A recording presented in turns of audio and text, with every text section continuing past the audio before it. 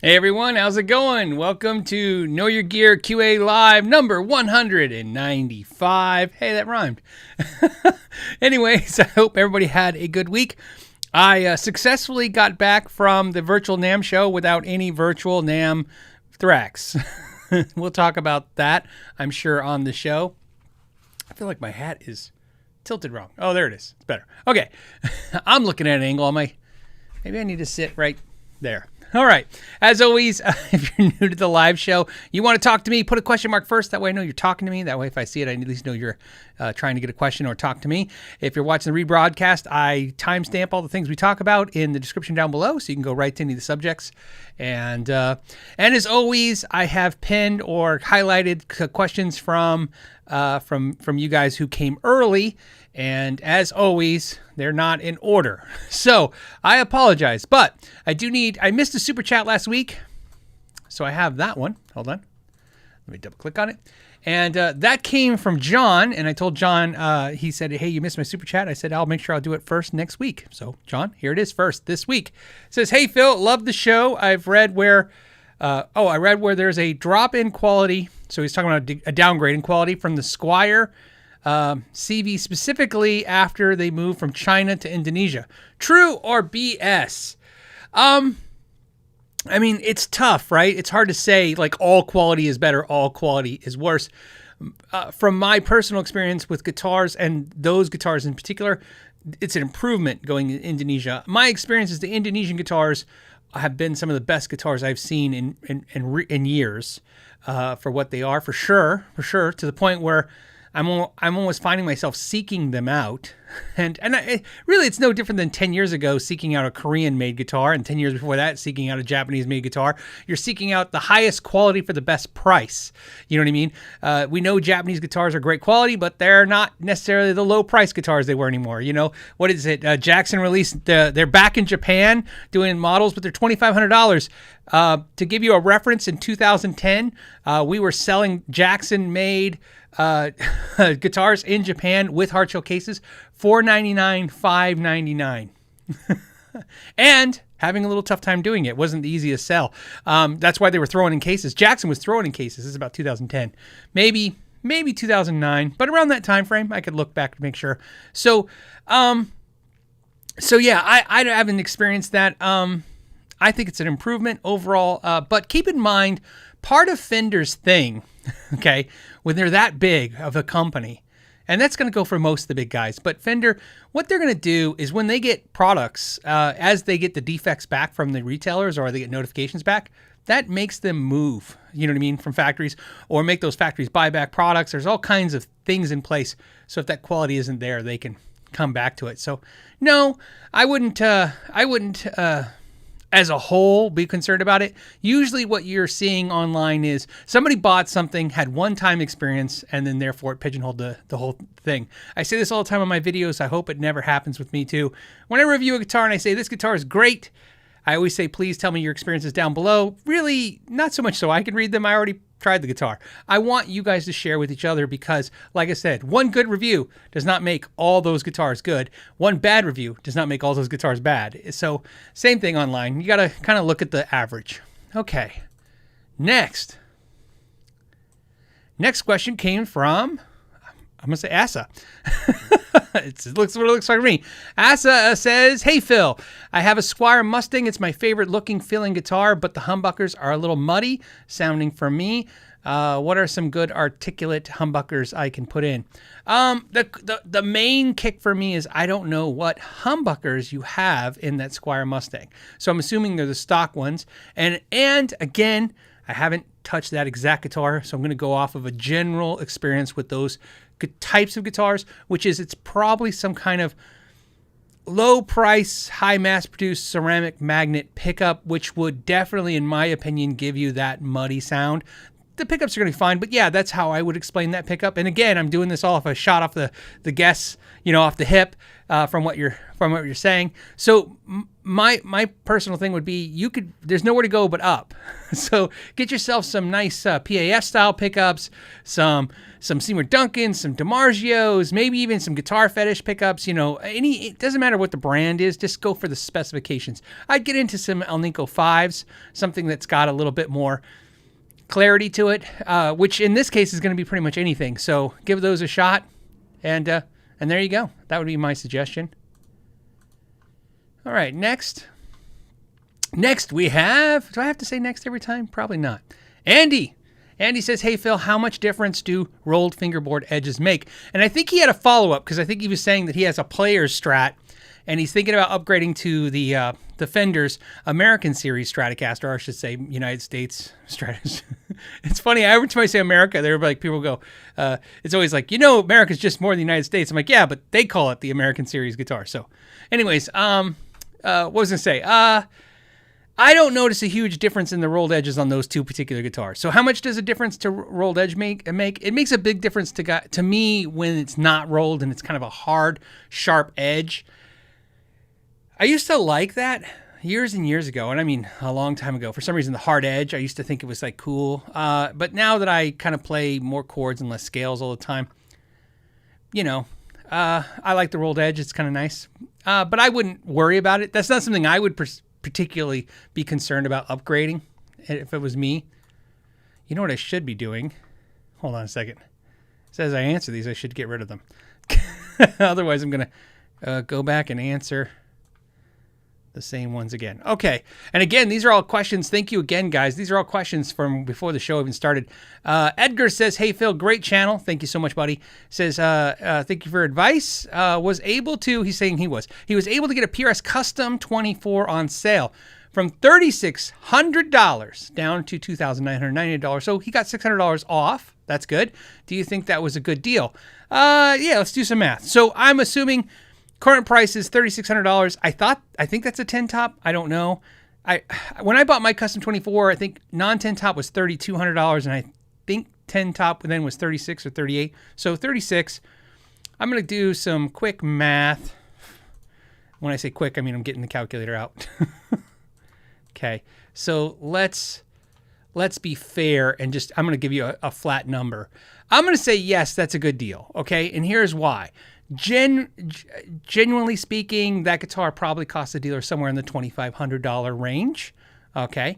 And so you can imagine, although you can go, oh, they still made $480, they had to pony up $2,500 up front for that guitar to get that return. So, and if they give you any additional services or anything like that. But yeah, obviously it's a good deal, especially in today's market where the market is not soft. This is a hard market for the buyers because it's a seller's market, and it will probably stay that way until we'll get into that later as I try to get rid of that. Okay, next question. I kind of feel like an assembly line here.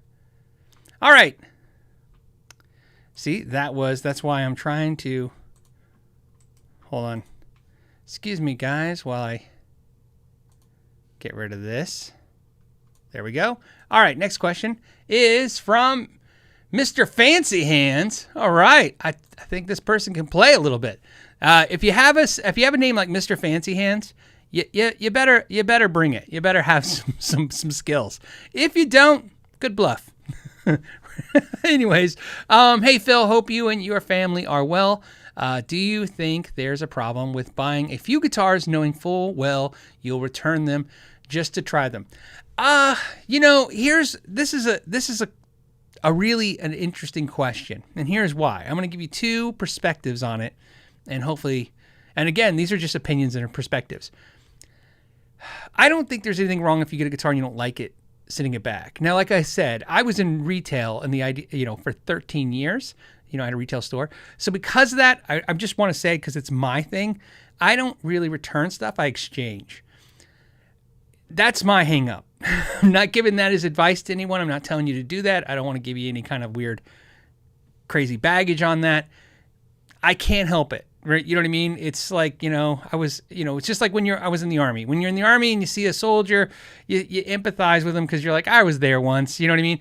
When you have a business like that, you can empathize. You're like, I was there once. I know what that feels like. So, and I don't think the customer should have to empathize with the business per se, but like I said, I do. So I tend to always exchange. Okay. So if I spend the money in their business, I try to keep it there.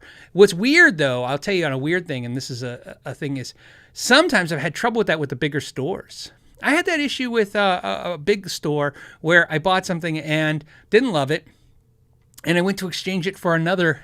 It was an amp, so I'll just tell you, I got a JVM 205 from Marshall, and I just didn't dig it. I don't know what it is, just didn't dig it. So I'm like, you know what? I'll switch it for another Marshall head.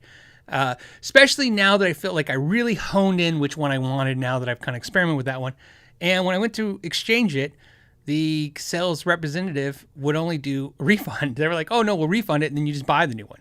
And I don't know what the reasoning for that was, but that's how it ended up happening. So, that was a little tricky. And so back to your issue. So like I said, is there a problem with buying something you don't like it and returning it? I don't think so. I think that's why those companies have return policies. I think in the try it before you buy it world that we live, or buy it before you try it world we live in now. I mean, that's, just part of how it is. And that's how what's successfully kept this industry afloat is all retail, by the way, afloat is having good returns. However, knowing quite well that you just want to try it, I mean, this is what I said. You could argue that usually you're going to have to pay a restocking fee and return shipping. And if you're willing to do that, then maybe that's okay. But I don't know. I can't get on board with it. See what I'm saying? It's tough. It's a tough thing. I can't say, yeah, do it. All I could say is I don't know if there's a legal issue there, if that helps. But some suggestions I might give you is, if it's important to you to try something physically and you can't find it, what I've done that works the best you can do is try to find things like it and then kind of watch a couple videos and, do your best. I know this is like, it's tough to buy stuff now. It is. It's tough. Think of this. There's so many guitar manufacturers that you guys reach out to me about all the time now and say, hey, you should review this. You should review that. And I think about buying it. I'm online and I think, God, I've never even played one of these. I don't even know if it's anything close to what I like. So I understand your problem, but I can't get on board 100% with it. Okay, Super Lead 100, a Marshall fan, awesome. Says, Phil, what are your thoughts on compensated nuts? Should they be standard on new guitars? I don't know if they should be standard. So keep in mind, and in my mind, there's two kinds of compensated nuts.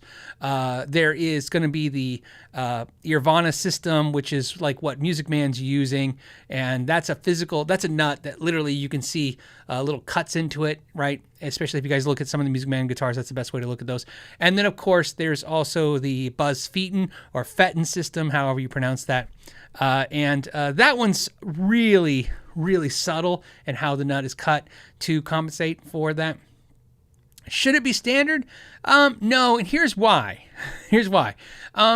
I like locking keys, and I always say I wish every guitar had with it. And some players, very rarely, but you find some players like, I hate locking keys. The reality is some players just want things to be the way they are. There's nothing wrong with that. It's kind of like if it's not broke, don't fix it. Some things are just fine the way they are.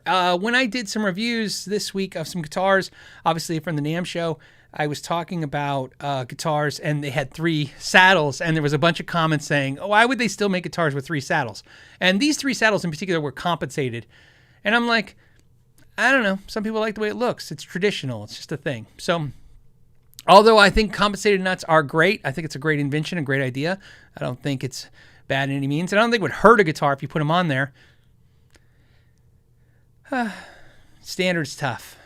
We've learned, look, let's just see what we learned from. We learned from the Gibson guys a few years back when they did the Robo tuner things. Now, I understand that was under different ownership than it is now. But when they did the robot tuners, and I've given the robot tuners the hell that, on 10, okay? And every time I've always made sure that I maintain, you guys please understand this. I don't have a problem with the robot tuners. In fact, I thought they were fantastic on an Epiphone. If you want it on your Gibson, you could order on the Gibson. I thought it'd be a cool thing if you're into it. Me having a $600 Epiphone that can tune itself would be a cool guitar to have for a ton of reasons. But me buying a $3,000-esque classic guitar, I didn't want that stuff on there. So the idea that it was like take it or suck it was a real kind of like, oh man. So when I, like a lot of YouTubers were giving them grief, I felt like it was just desserts. It was like, you guys, what kind of attitude was that? So the reason I'm saying that is also the lesson we should learn, which is no company that's smart in today's age should say, this is how it is, like it or lump it, because, well, the consumer has another response to that, and it's usually not a good one for you financially. So yeah, I don't know if I would ever make anything, especially modern standard.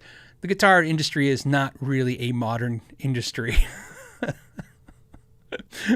I know, because every time I do a video of anything modern on this channel, I think it's 50-50. It was probably 40-60. It's 40% of you guys are like, that's cool, interesting, different. And the other 60% are like, oh, bro, why do they change things? It's just stupid. And I love that. By the way, whoever you are watching right now, if that's you, one of you two, be that person. Continue it. Own it. Nothing wrong with liking things where they are, and nothing wrong with being open to new ideas. You know what I mean? I've actually jumped sides from time to time. I've been one way or the other about stuff. Gary says, hey, Phil, during your virtual NAMM reviews, did you find any manufacturer offering lefty versions? Gary, this is a great segue to talk about the virtual NAMM. If you guys don't know, I went to virtual NAMM. If you don't know what that means is I went to a website.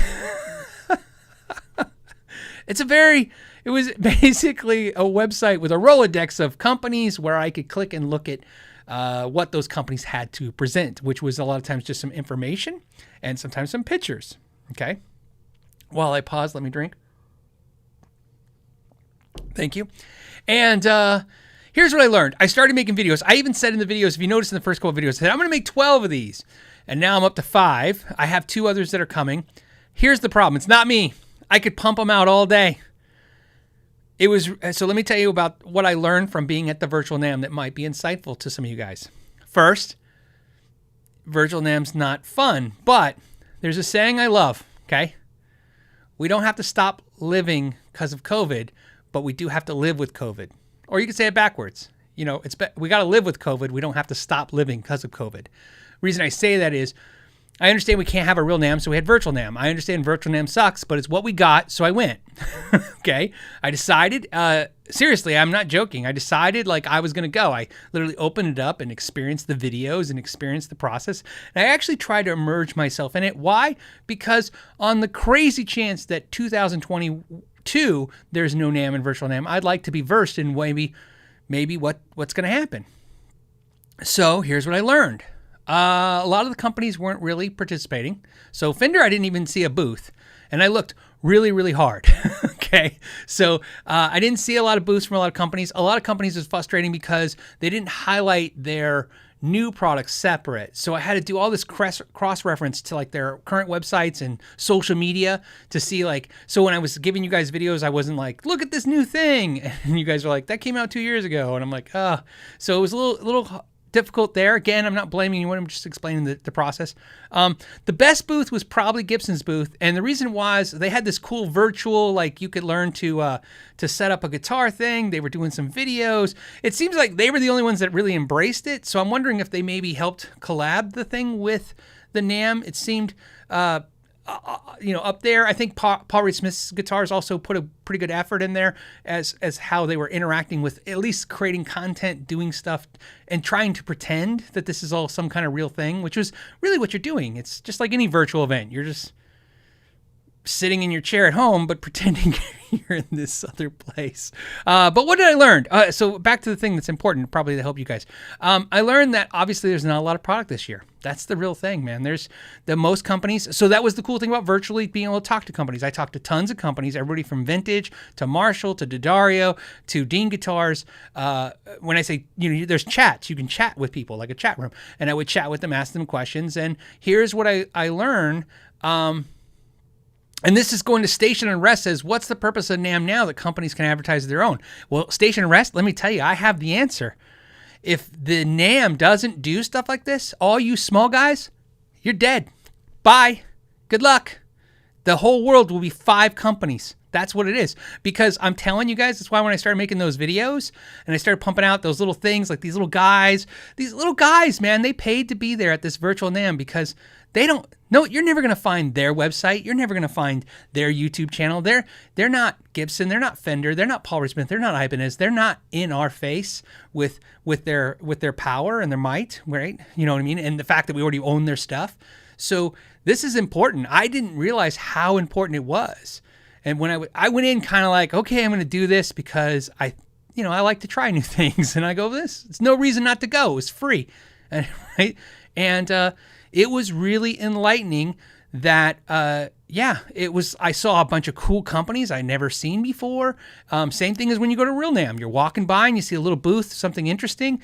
The only thing that sucks is there's no like thumbnails to the booth. So like when you're walking in the NAMM and you see like a cool guitar like that, Charvel, I could be like, whoa, what's that? And walk in the booth.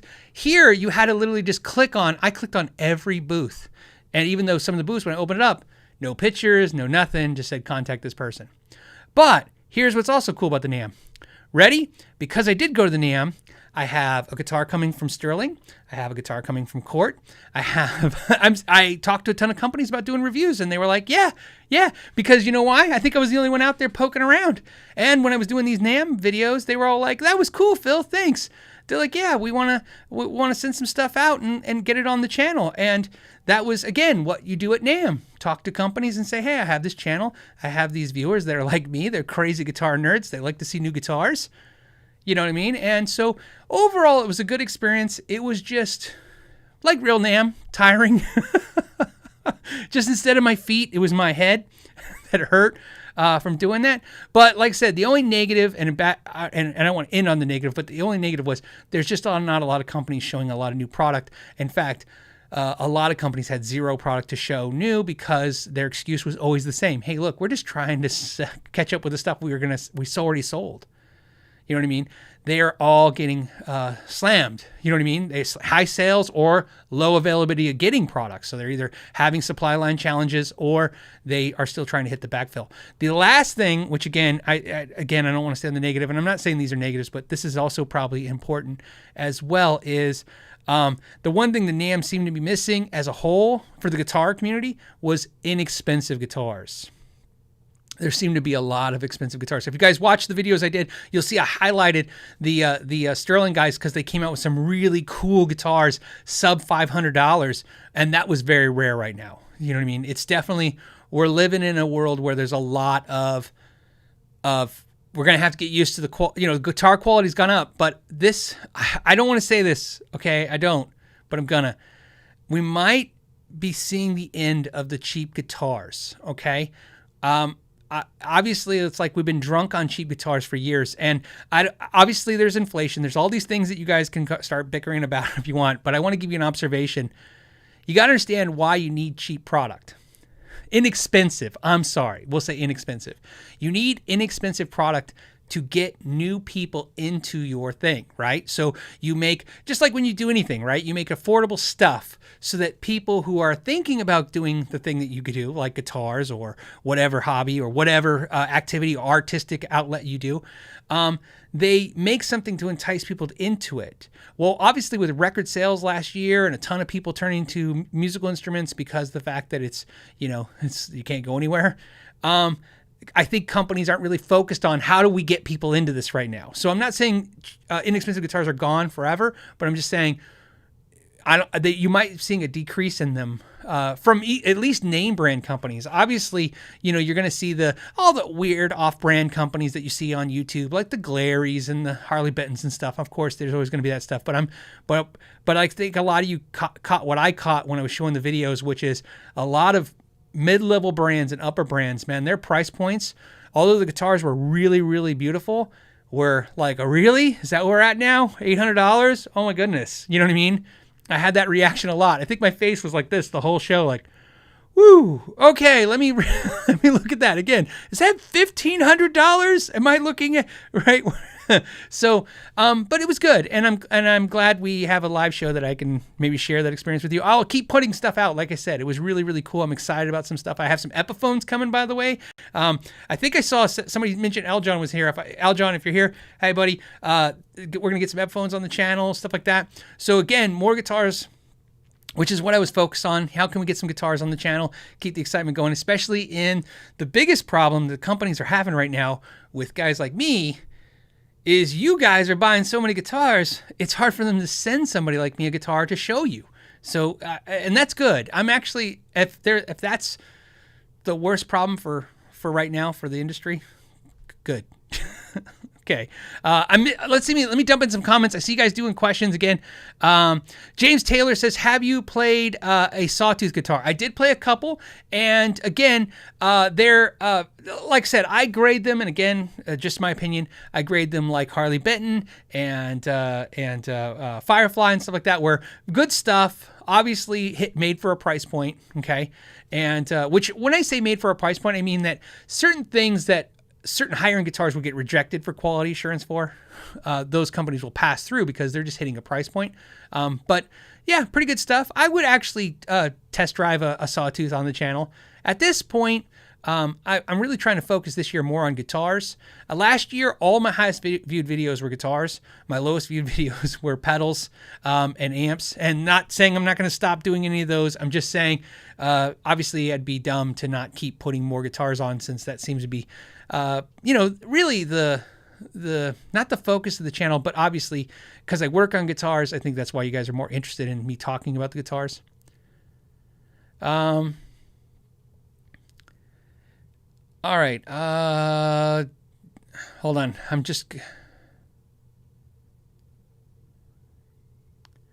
Hold on.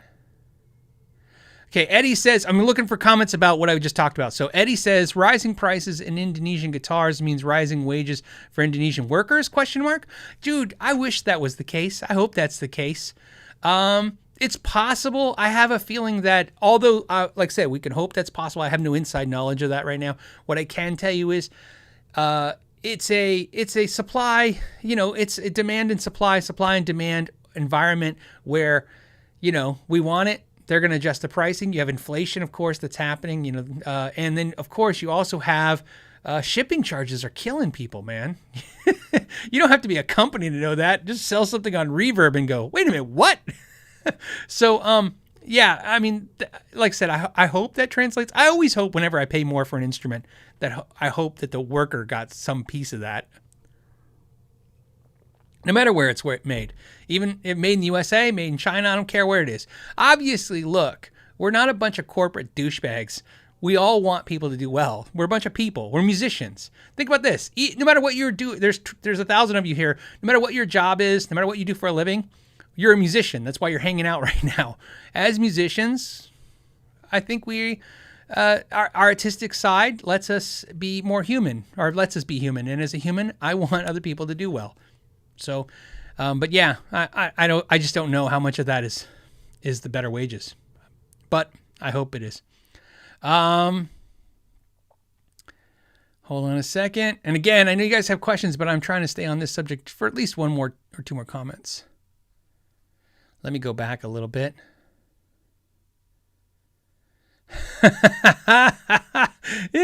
MJH36 said, did I say 36? 36. This is now a different channel. Anyways, MJH36 says, what about those secret mini amps you couldn't say anything about? I can't still say anything. They're going to have to release them when they release them. I have a theory. This is so more out of my ass than anything else. They're coming in February because the company that's releasing them has also been releasing products secretly, stating that they can't be talked about until February. So maybe it's an all February thing. So we'll see. We live in a time where right now, when new products come out, everybody's thinking the same thing. But is it really coming out? Is it coming? I mean, like I said, I've seen the mini amp prototypes. They look fantastic, but I mean, they still got to produce them and get them out to the stores. Ricardo, okay, so again, another subject about the NAMM show, and then we'll kind of move to the next subject. It says, hopefully they didn't have to pay as much as the real NAMM. That is my understanding. They did not. In fact, a lot of companies, especially the bigger companies, they already prepaid for the show, right? And one of the bigger companies told me that that was one of the options. You could get a refund because there's no NAMM for 2021, or you could get a partial refund and apply a small part of that or a portion of that. They didn't say how much. I got the impression it was a smaller chunk to this virtual process, this virtual thing. And there was all kinds of things from the buy, like commercial played videos that playing when I'm, as me as the participant watching and stuff. And then obviously, so yeah, it was a reduced rate for sure. I definitely got the vibe, and again, I'm not versed in this. I definitely got the vibe that people were paying different amounts for booths, virtual booths, because some booths had nothing in it. And ironically, it was all the small unknown brands that had very little in their booth. And then the bigger brands had tons of pictures. And it could be because the bigger brands have employees and the employees could spend the time developing that booth because it's essentially a website. Or it could be they were physically paying for that. I just don't know. I'm just speculating at this point. But and like I said, ultimately, if they're going to do it again, if they have to do it again, and actually back up, next year, I hope to goodness they do it again. And I hope the real NAMM's open too, of course. I think this is a good supplement. I would love this. I would love to go to virtual NAMM from now on Thursday, virtual NAMM, and then out of my hotel room. Because I can make all the videos like I did. Look, I understand some of you guys were like, you're just basically looking at a website and then show us what you're looking at. Well, it's no different than me going, look at this guitar right here. Oh, hold on. Sorry, sir. Hold on. This guy walked by my screen and blocked it. Hold on. Okay, here you go. Oh, wait, sir. Hold on. Can you move your nachos out of the way? Yeah, this is the guitar. That's NAMM show for me, showing you guys stuff. You know what I mean? I'm not I'm not the cool channel that gets like the private show. So for me, it's just like trying not to bump into people and trying to show you products like this. The only advantage to being there for the video concept where I'm making a video for you is I can physically touch things and then answer questions that way. That obviously is a benefit, but what I'm saying is I could do virtual NAMM Thursdays, and then Friday go in and physically touch everything and see what I want to see. I would love it if that's how it worked. So that'd be great. And if it opened the virtual NAMM to more of the public, that'd be kind of cool too.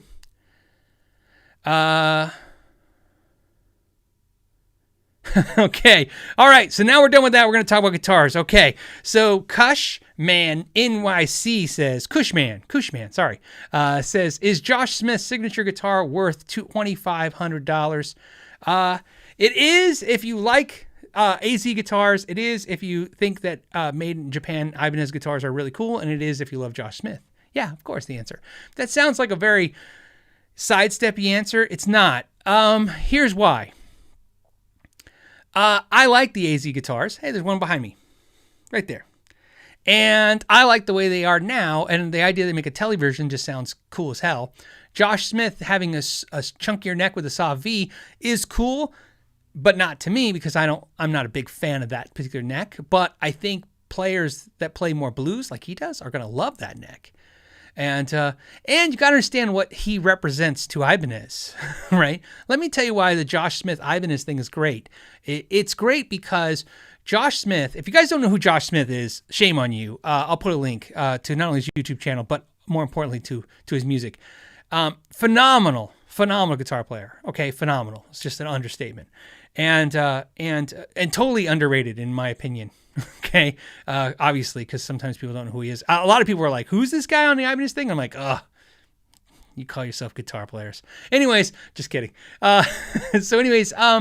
He's not their guy, right? That's not Ibanez's guy. You know what I mean? So the fact that Ibanez is recognizing that, hey, we got to get out of the same players. Look, Nina Strauss is an amazing guitar player, but she's essentially Steve Vai, Joe Satriani, Paul Gilbert. That's the same thing. It's that same thing over and over again. You know, every once in a while they ventured out. They got the guys from Korn, but still metal, but at least it was a different kind of metal. They get some of the heavier metal guys, right? They got Pat Metheny, of course. You know, that's out of the range. They got George Benson, right? That's great. But blues guys, not so much. And I should say blues guys and gals. It shouldn't be that way. But anyways, blues players. So to get a blues player and then to listen to that blues player, think about this. They specifically let him make the guitar he wanted to make. which is not great for Ibanez. Think about this. Ibanez, what are they known for? Small necks, flat fretboards, right? He's like, give me a big chunky neck, round fretboard. They're like, body carves? No. Right? They were probably in a room going, what are we doing? And then $2,500. So is it worth $2,500? I think if you want it, it is. Obviously, they warrant that price. They sell for that. I bought a $2,500 Ibanez. Think about that. A prestige guitar. So obviously, I think the guitars are worth it. And then if you like the other features, yeah. Okay, let me get some of these super chats out of the way here. And then, by the way, if you guys are crazy, which I think some of you are, at the end of the show, I'm going to do a show and tell. I got some stuff sent to me by some of you guys, and I don't know what it is. So it's literally like I hope this stuff is not scary. Okay. All right. Let's go to the first super chat. Was from Adam, and he just wanted to do super chat for no reason. Thank you, Adam. I appreciate that. Stupid Fingers. Hey, do you know Mr. What was it? Mr. Fast Finger? No, I don't know. But Stupid Fingers, there's another Fingers guy, Mr. something Fingers. So you're the opposite, I think. Says, cheers, Phil. I'm looking for a good short scale bass to fool around with. Any suggestions? Yeah, of course. I love the Ibanez. Not the micros. Those are great, but for a short scale bass, I would go with their 32-inch scale bass. I like the Fender short scales that Squier puts out. Those are great. I like. I'm trying to think of short scales that. Because I like short scale basses, and I don't like the super small basses. I like messing with them. They're fun, but you're talking about short scale. I would suggest like the Fender short scale bass for sure, or the Ibanez short scale bass. Those are my two favorites. That I've not only have I played them, I've worked on them, and you know what I mean. So I like those, and they're pretty realistically priced. So there you go. Alex says, when using micro mesh to polish frets, is it possible to mess things up enough to have to send your guitar to get them repaired professionally? Nope, there is no way. Micro mesh sheets, and again, if you're doing this, Alex, just take note of what I'm about to say. Micro mesh sheets that I buy, which should be the ones you should be able to get your hands on, should start at about $1,500, and there's about 8 sheets, and it ends at $12,000. So let me put it to you this way. At some point when you hit about 8,000, that's silly, right? The 8,000, 12,000, that's like jeweler's polishing cloths, right? Some viewers who work in the airline industry will have told me in the past that they used micromesh to sand and polish the windows on airplanes and stuff. So what I'm saying is most of the micromesh sheets are polishing sheets. I've had this issue with you guys, the viewers, when we discuss this stuff in the past, where I let you guys know everything I use like that stuff, when I suggest that to you, it's way beyond what you can find. I see YouTubers all the time going, I use this and I use this at the Home Depot and this. And I'm like, I don't buy any of that stuff. I'm not telling you guys not to use it. I'm just saying I don't use it. The micromesh stuff at $1,500, there's no physical way you could damage or take enough material off the fret. You know what you'd have? You would probably literally go into, I don't care how in shape you are, your arm would fall off your body before you could polish enough material off the frets. Even with the 1,500, it would take a lot. So much less once you get to the 2,400, 3,600, I think it's 24, 32, 36, 4,800, 6,000, 8,000, 12,000. I'm doing off memory, but obviously I've used them a lot. So no, you can't really hurt this stuff. They just don't take enough. They're polishing and they won't take out deep scratches either. Because again, it's a polishing cloth set. Essentially a fancy steel wool. Okay, is how I like to look at it. So no, you're totally safe. In fact, it's hard to damage anything with them because they're basically polishing. I wouldn't take them to like a new finish, but they are used for that. But I wouldn't do it unless you knew what you're doing yet. Another Alex, not that Alex that just answered this or asked this question. Another Alex says, just bought a cheap man's ES335. Well, what is that, you say? It says an Ibanez AS73G. Okay, for the record, Alex, the cheap man's ES335 is the Epiphone ES335. But I understand where you're going with the Ibanez, but I'm just saying if you need an ES335 that's not a $3,000 one, there's a $550 Epiphone one. But I understand. I still like the Ibanez ones. I'm an Ibanez hollow body fan. I've said this in the past. My favorite hollow bodies besides crazy expensive ones are always going to be Ibanez's and Epiphones. I don't know what it is. I just drawn to those two more than any others. I used to love Washburns, but they don't make them really that anymore. like that really that much anymore. Anyways, he's saying he loves it. He loves how it sounds. How do they sell this at just $450?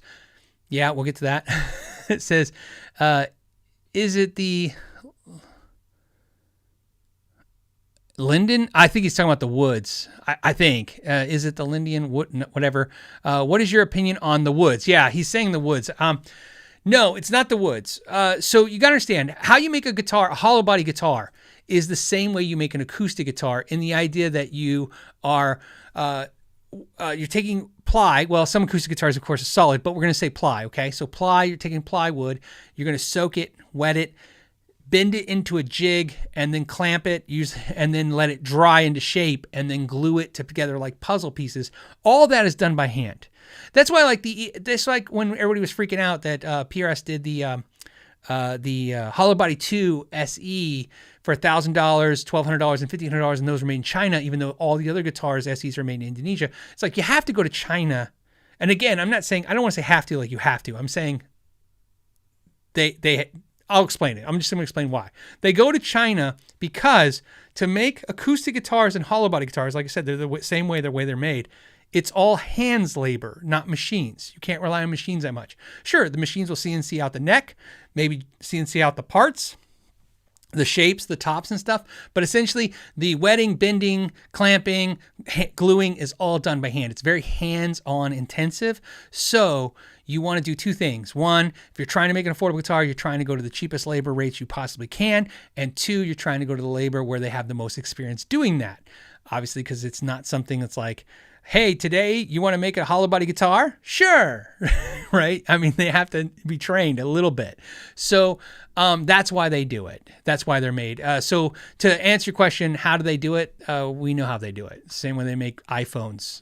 They go to cheap labor countries. And if that's your personal thing, you don't like that, well, then don't buy those guitars. You know, here's the deal. I like to think that I'm a businessman, which means I believe that eventually, hopefully, business works itself out. In other words, a lot of the woes of the world fix themselves. You know what I mean? The consumer controls everything. So if you don't like it, don't buy it. They'll change. If you do like it, buy it. The only thing I don't like is, and I don't want to get all into this, but the only thing I don't like is everybody hates Amazon, Walmart, and stuff made in China, yet everything seems to be being done there because it's super cheap. And let's be honest, cheap is always going to win. So again, I'm just explaining. I guess I just want to say I'm just explaining why it's done that way. I'm not real here to justify anything. I'm just explaining it. All right. So let's get back to some questions. Next question, if I can find the right screen. By the way, Alex, thanks for that question. Both Alexes. Next. Oh my goodness, it jumped a lot, I think. Okay. JM Con Naughty 4 says, what are your thoughts on the signature models from Gibson compared to Fender for 2021? It seems like they are going after totally different markets. Really? What? I'd have to think about that. So first of all, I'd have to, I got to tell you what I saw, what guitars I saw. So with Gibson, what I saw was some kind of I think these aren't official. These are unofficials. I thought like Orianthi has an acoustic guitar. Obviously I saw Kirk Douglas, the captain, obviously had that badass SG. That black one was just gorgeous. And as you guys know, I like SGs with tremolos, and 3 pickups. And the 5 knob thing was a little strange, but hey, he's a better guitar player than I am by far, of course. So it's hard to argue with his logic. No, I thought what I saw from what I see, again, it's just my opinion. I know I always say that, but it's because, even when you say that, people are going to tell you you're wrong on your opinion, which is fine. What I saw was a bunch of companies saying, we're going to go after as many markets as possible. This is the weirdest industry, working in it.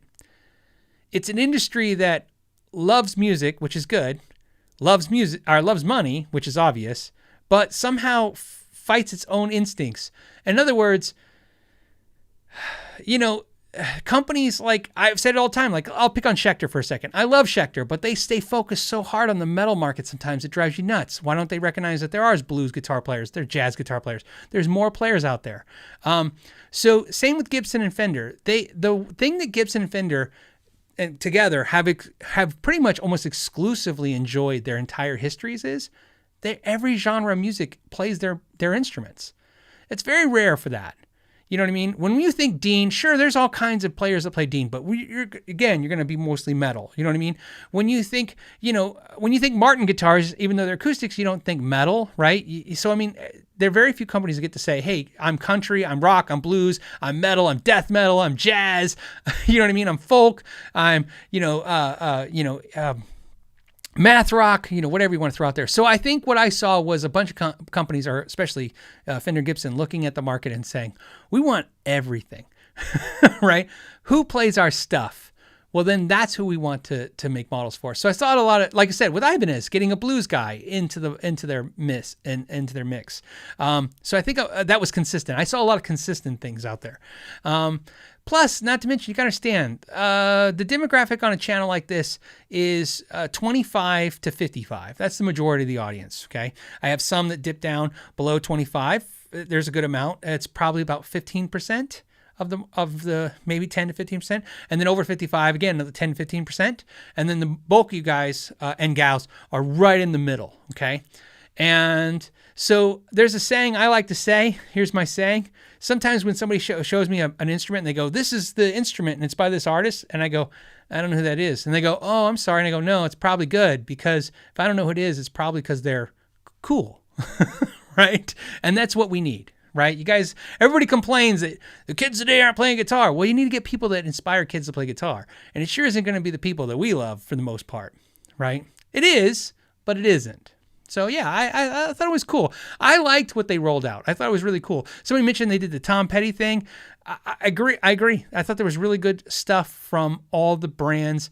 I thought, like I said, it was really cool to see them all over the place. It was like there was no agenda. It was just like, go get something cool and different and do it. So hold on. I just, because I love it. Hold on. Jerry says I'm 75. Sue me. I know. Again, we know, but we're not talking about people of age. We're talking about what we're talking about, the bulk of the market. The bulk of the market is in YouTube is 25 to 55. That's how it is for the guitar market. It's just how it is. But we have lots, and I appreciate all of you from 15 to 95, obviously, and mostly because I'm amazed. If you think about this, talk about the thing that sometimes we lose sight on. We sometimes we look at the internet as something that's dividing us, and it's true. But also, where in the world would there's 1,284 people here. Where in the world would guitar players from the age of 75, thank you, Jerry, and 64, Wing Duff, right, hang out with? There's players here, I know for a fact, because like I said, I can see the analytics. There's people here, not in real time, by the way, I have to go into my past analytics, but there are people here that are 20. 20-year-olds right now are hanging out with 40-year-olds who are hanging out with 70-year-olds. That's pretty badass. It just is.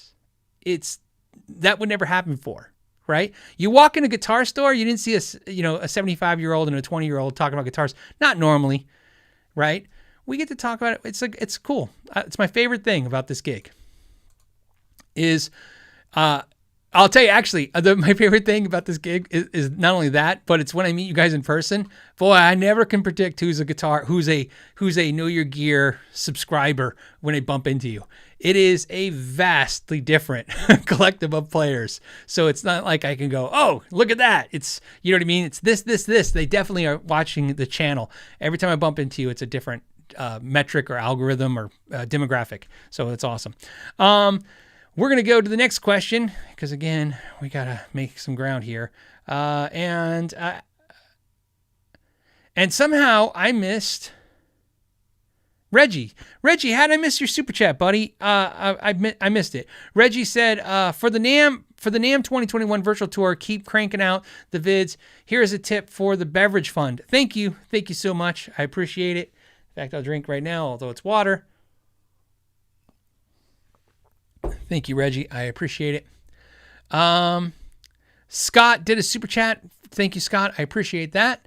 Jeff said, thanks for the bass recommendation last week. Chose the Schecter over the Fender. Okay, cool. You were right. Just played way better, more features. And he put a beer emoji for me. You know, I appreciate that, but it's going to be probably coffee tonight. But I still appreciate it. Coffee is almost as expensive as beer now. So cool. Like I said, if you guys don't remember last week, we talked about whether he should get a jazz bass or like a Schecter. And I said, I like the way the Schecters play, but the jazz is like the standard for basses. And so either way, you had a good choice to go with. I'm glad you went with the Schecter. Like I said, that was an awesome one. Greg said he just wanted to let me know he appreciates the time and effort. I appreciate you hanging out with me as always. Neil says, Phil, your thoughts on preset bushing tuners versus regular. Press fit. Oh my goodness. I might be going blind. I have to tell you guys, I think I mentioned this before. I really might need glasses. I got to go get my eyes checked. I'll probably go in the next 2 weeks because I don't know what it is. I think it's just every year my eyes are getting a little worse and I think it's time for that checkup again. Okay, anyways, press fit, not preset. Press fit. He says, what are my thoughts versus press fit bushing tuners versus regular? I don't like press fit tuners. What he's talking about is in tuning keys, you essentially have two kinds. You have the time. If you guys ever mess with them, you know, you have one that has a shaft goes to the hole and then it has a nut and you lock it on. And then one you have a press fit piece that presses into this hole and then it just goes through and then you screw it from the underneath. I'm not a big fan of that. They're harder to change out with other tuners. Aesthetically, I guess it's better. I don't know, but I'm not a big fan. It's not like I worry about them. They don't keep me up at night. If this, like, I don't know why that was so dumb that I'm saying, but I feel like at late at night, midnight, I wake up and I'm like, I hope they're not making more press fit tuners on the new guitars for 2021. But on that note, yeah, I'm not a huge fan. They're usually on vintage guitars. So again, nothing. I have no desire to ever remove them. They work fine. They're good. But I wouldn't pick them. Let me put it this way. I've had some custom guitars made, and I've never had them installed on or picked them as a feature on a custom guitar I had made. Kevin Rodriguez says, hey, Phil, love the channel. Just picked up a Glarry J bass. Looking to upgrade to pickups and some hardware. What pickups, tuners would you recommend? Okay, so on that Glarry bass, I really believe this, man. Those tuning keys were absolutely fine. If you have any issues with them, you might want to lubricate them a little bit, but the open gear tuners, they were fine. You would really have to upgrade to something like Hipshot, something really good to get out of what those felt like the same thing you would get on a good Squier bass. The bridge, again, if you want to go to a Badass 2 or some kind of heavy mass bridge, that's on you to try and increase sustain, but that bridge is good. Where I would put the money on that instrument is upgrade that. The output jack is junk. It's not going to last very long. Okay, so go ahead and swap that out for $3-4 while you're soldering in there, and then put some new pickups. Dude, I love the Billy Sheehan pickups. I'll put a link to the video I did. I love those pickups. I can tell you right now, Larry DiMarzio told me that he's going to make a Billy Sheehan J style bass pickup. And this is my honest to goodness true statement. Once the Billy Sheehan J bass pickups come out, I'm going to be replacing the Warwick bass pickups, the MECs that I love, with the Billy Sheehan pickups and my Jazz Deluxe with 2 Js. And so that's what I'll have in my basses. So there you go. I would recommend those. Kevin, I just did Kevin. I'm sorry, buddy. Dan says, found a Gibson ES 135 for $1,050 at a pawn shop. Good deal? Heck yeah, that's awesome. Have you ever played one? Thanks, all you do. Yeah, and yes, I have. I love. That's where I have so many regrets when it comes to all of the ES guitars. I had an opportunity to buy an ES 175 once for, I think it was like $1,400, and I absolutely loved it. And I remember at the time, it was $1,400. It wasn't high for that guitar, but it was, it wasn't the deal. There was no deal there. And I walked, and I haven't found one as cool as that since. And, that's how it goes. So what I'm saying is I finally got my ES 335. That was a big deal for me. ES guitars for a long time were this thing where I would pick them up, I would play them every time, I would love them. I didn't realize I was a hollow body guy. If you look now behind me, you'll see I have a lot of hollow bodies. Like I have my Paul Reed Smith hollow body. Obviously, I have the ES there, hollow body. There's the Framus hollow body.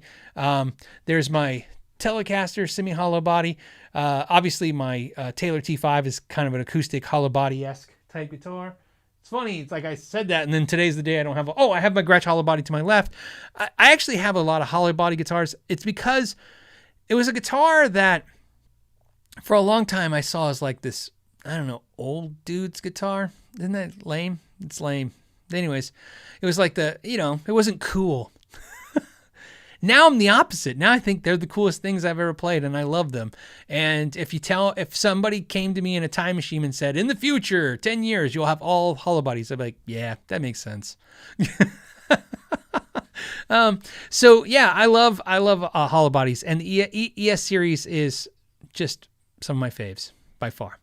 John King did a super chat. Thank you, buddy. Sarang, hey, what's up, Sarang? Says, happy Friday, Phil. You should definitely check out the Ibanez AR 520H semi-hollow Les Paul-like guitar in 2021. Okay, I will definitely make note of that.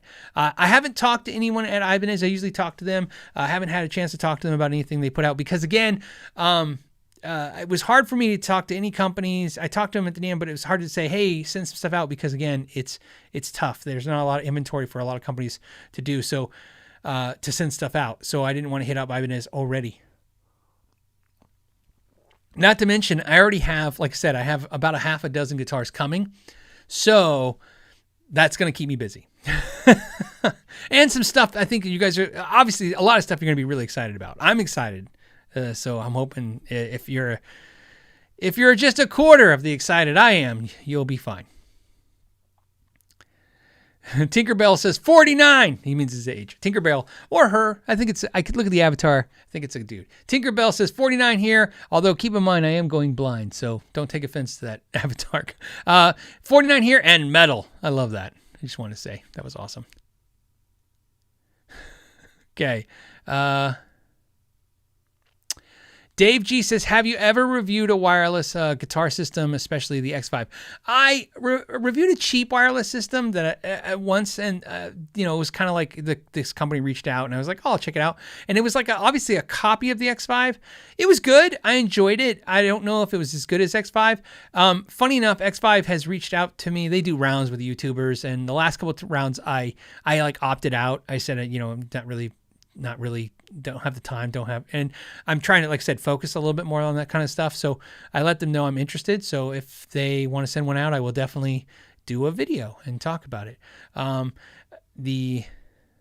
really curious because I've said this many times over. I'm not a wireless person. So that would be my way of coming at it is, I think to do the video, a wireless video, it wouldn't be a review of a wireless unit because, I think you could find a lot of reviews out there saying it's good or bad. It would be I try to do reviews for people who are in my situation, whatever that situation might be. In this particular one, it would be like I'd probably put myself on the wireless for 30 days, no guitar cables, just wireless for 30 days, and to see how that went.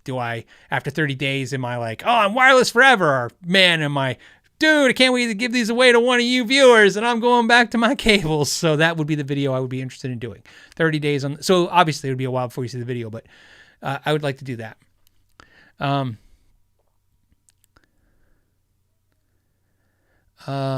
Linus says, hey, what do you think of the PRS SE 245? I really like the SE Pauls guitar. I have to say that because it's just a guitar that I really, really like. I really enjoyed the one I just reviewed, the 2408. Again, I think some of you guys bought those guitars I saw because you guys made comments, and some of you guys said you bought the Pauls SE guitar. And if I had to pick one, I would pick the Pauls SE guitar. I just want it in that the Ariza Verde green. But that being said, if it wasn't for the Pauls guitar, and of course the hollow body 2 is just, but to me that's a different product. It's a different price range. I mean, the hollow body 2, even though it's SE, it's pretty much an S2 priced instrument. So I don't think it's fair to say it's an SE. To me, if I was going to own any SE, it would either be the Pauls guitar or it would be the SE245.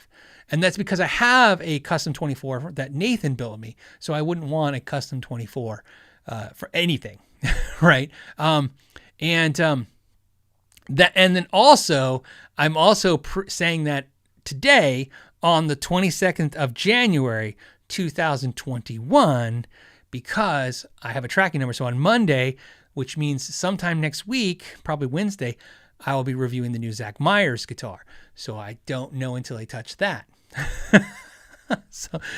But right now, so what I'm saying, Linus, if you're thinking about buying an SE245 this weekend, I would wait. Give me like 4 or 5 days.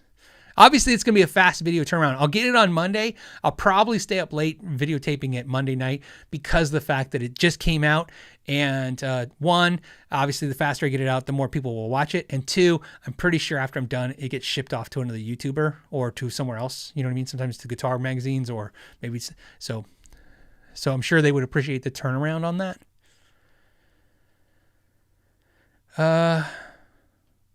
Okay. By the way, I'm going to tell you right now, I'm really freaking curious about that top. That thing looks gorgeous. I think I'm going to call the video the poor man's private stock. That's because that's what he called it. Zach Myers called it the poor man's private stock. I think he's right. Okay. I got questions, so let's get back to them. All right. We got Armando. Hey, Armando. How's it going? Good to see you here. Armando says, bass amp for home practice. I'll watch tomorrow. All right. It's the tomorrow joke. So, Armando, you're watching this today, which was yesterday, which is now. Tomorrow still, somehow. Bass amp for home practice. My two favorite bass amps, especially for the money, you cannot beat either Fender Rumble stuff or Harkey stuff for the price. It's just killer. Killer stuff for the price. Now, there's other great bass amps out there, but those are the two. And here's the thing about bass amps for practice, okay? Everyone, don't be afraid of small bass amps. 10-inch speakers on a bass amp for practice at home will be more than enough. You know what I mean? So many times that everybody's afraid.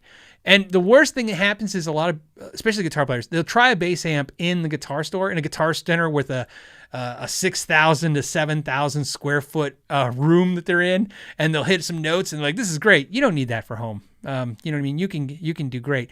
But Armando, I want to point out, I'm actually ampless now. As you guys have heard me for years say, I had my Phil Jones amp. I had all these amps.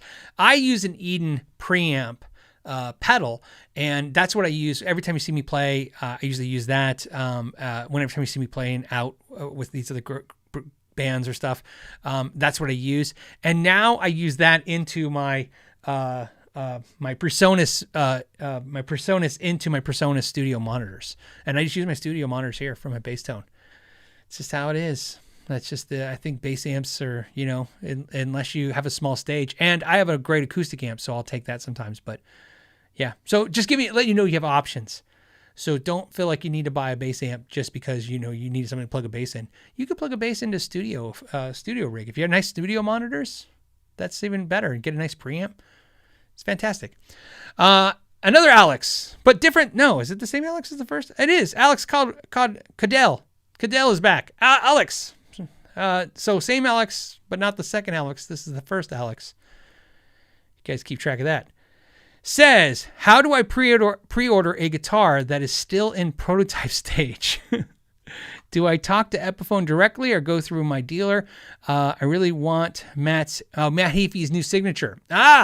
Okay. So here's my best advice for what I've done and have success in the past with. If there's a potential, like I said, when you see a prototype, I mean, it's tough, man. Sometimes stuff can be years before you see stuff. But what I will tell you is not the big size dealer. Okay, I'm not talking about the biggest dealer in the world. I'm talking about the biggest dealers for those brands. So in this case, it's Epiphone. But let's say, it's any other brand. What you do is you find a premium dealer, okay? They're not hard to sniff out, okay? Sometimes they're actually labeled as such. But whether it's a Paul Reed Smith, it's an Epiphone, it's an Ibanez, you find a dealer who does a lot of business with that company and you get them on the phone. Those dealers, information gets leaked usually, the saying, crap runs downhill. Well, so does good information.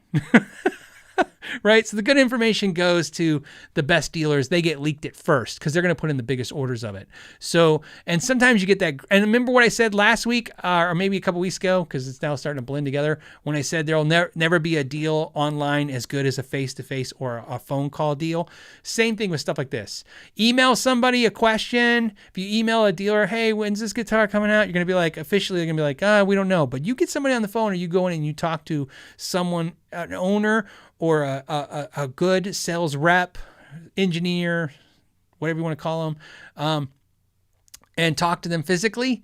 And so they can verbally go, yeah, we can hook you up and tell you what stuff. I actually did that with my Sweetwater engineer rep, where I physically said, hey, is there, well, I didn't do it. I emailed him, but we have that kind of relationship, so it's okay. So I emailed him and I said, hey, is this, I heard this is coming out soon. Is it coming out?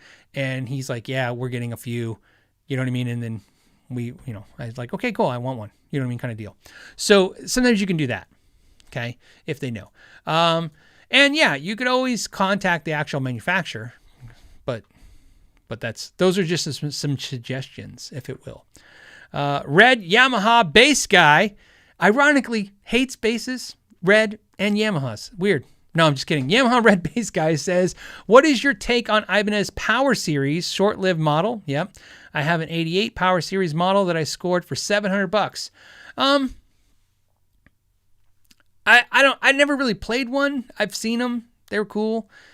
That's the tough part. I know it's never the best sexy answer to a question like that. I sometimes I wish I could be like, I had one. It was the biggest regret of my life.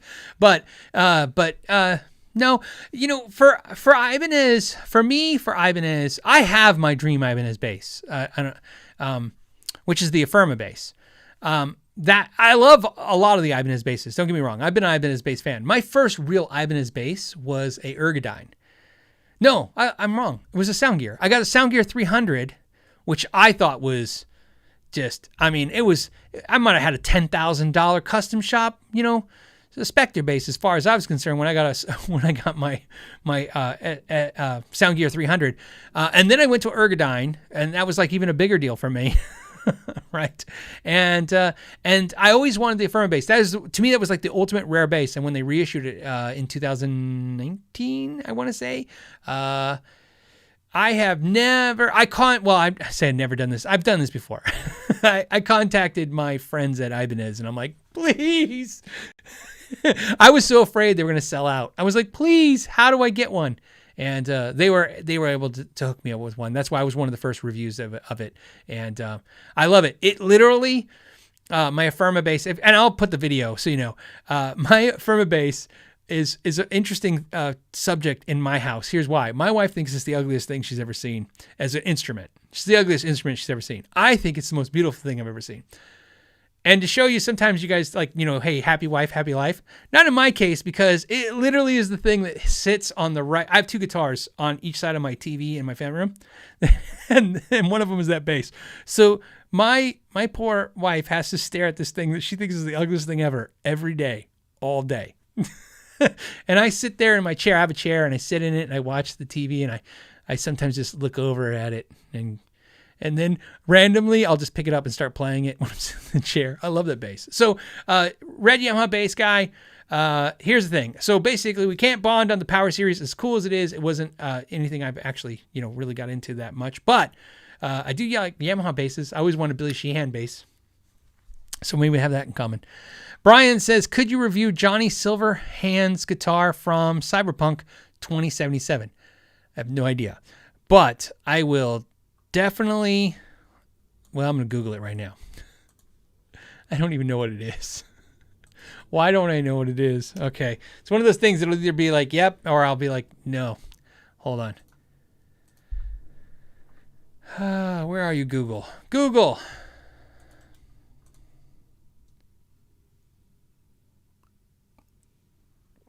What the hell is this thing? What is it?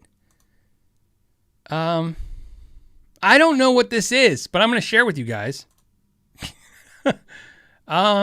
So apparently this is it from a movie? Is it like Johnny Mnemonic or something? I see a Keanu Reeves picture. Oh, yeah. So I don't know who this is. So I promise you, if it's a movie, I will check it out. And if it's a comic book, I'll do the same thing. I have no idea what it is. I've never seen the guitar. Looks like an Ibanez. Or maybe Yamaha or something. But there you go. So if you were like me and you didn't know what it was, now we all know what it is. So there you go. So to answer your question, what was the question? Well, the question was, could I review it? Well, I didn't even know it existed till 10 seconds ago. So we'll see. I don't know. I'll have to see how you track it down. Is it even a real guitar? I'll do the research this weekend. That'll be that's my homework. Thank you, Brian, for homework. Debraised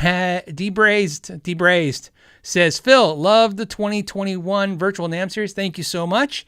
Here is $20. Thank you for the new tennis shoes for new tennis shoes for the 2022 NAMM show. Don't forget your shoes like 2020. I did. You're a viewer, man. Thank you. Peace and love, brother. I always love it when somebody does something like that. What he's referring to is, I forgot last year, 2020 NAMM, I wear Vans, and during the show, because that's insane, because, you walk like miles and miles and miles a day. I usually bring tennis shoes and walking or running shoes, and I forgot them. So I did all 4 days of the NAMM show in my Vans, and it was pretty horrific. Yeah, it was a painful time. So thank you for remembering that, and I appreciate that. You know what else, too? I appreciate you saying you like the virtual NAMM series. I have enjoyed putting those videos out. What I will tell you is, it's a funny thing. When you watch a 5-minute video like that, each one of those videos, I'm not telling you for any other reason than I know some of you guys do YouTube channels, or some of you guys may be interested in this.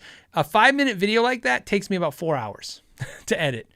So, because it's all editing. So it's just 4 hours total for the video. So it's not like an insane amount of time, but it's always one of those things that makes you probably chuckle, because you basically have to put all the pictures up, edit all together and do the voiceover work. So about 4 hours. So when you guys say you appreciate it, really, really, it feels good. It feels like, see, I'm not crazy. Well, I'm probably still crazy. Steve Long Music. Thank you, Steve. Good to see you again. It says, hey, Phil, super chatted a couple weeks ago. May have missed your answer. Okay, so we'll make sure we get that rectified right now. I have a PRS Pauls Guitar SE. Love it. So do I. We talked about that earlier. Or I did, at least. But I want to replace the tuner. Suggestions that will fit without mods. Thanks. So if I recall correctly, those were the Kluson style keys. They went with that. So if you watch the Sharpen My Axe of Tyler Larson's 245 video, I think this is a 245. If you watch the video of Tyler Larson's, I replaced his tuners, which are essentially the same tuners as yours, with the Godot locking equivalent. Now, here's what I don't know is, you might still have to mod it a little bit. So that's where it's tricky, because, hold on, I need to look now. Hold on. Because why waste your time and give you advice if it doesn't even work? Okay, hold on. Let me look. Give me a second, guys. Okay, let's look up the Pauls SE guitar, PRS. I just needed to see the headstock, because I know it's the right tuning keys. What I don't know is what we were just talking about earlier, which is the press-in versus a nut for the headstock.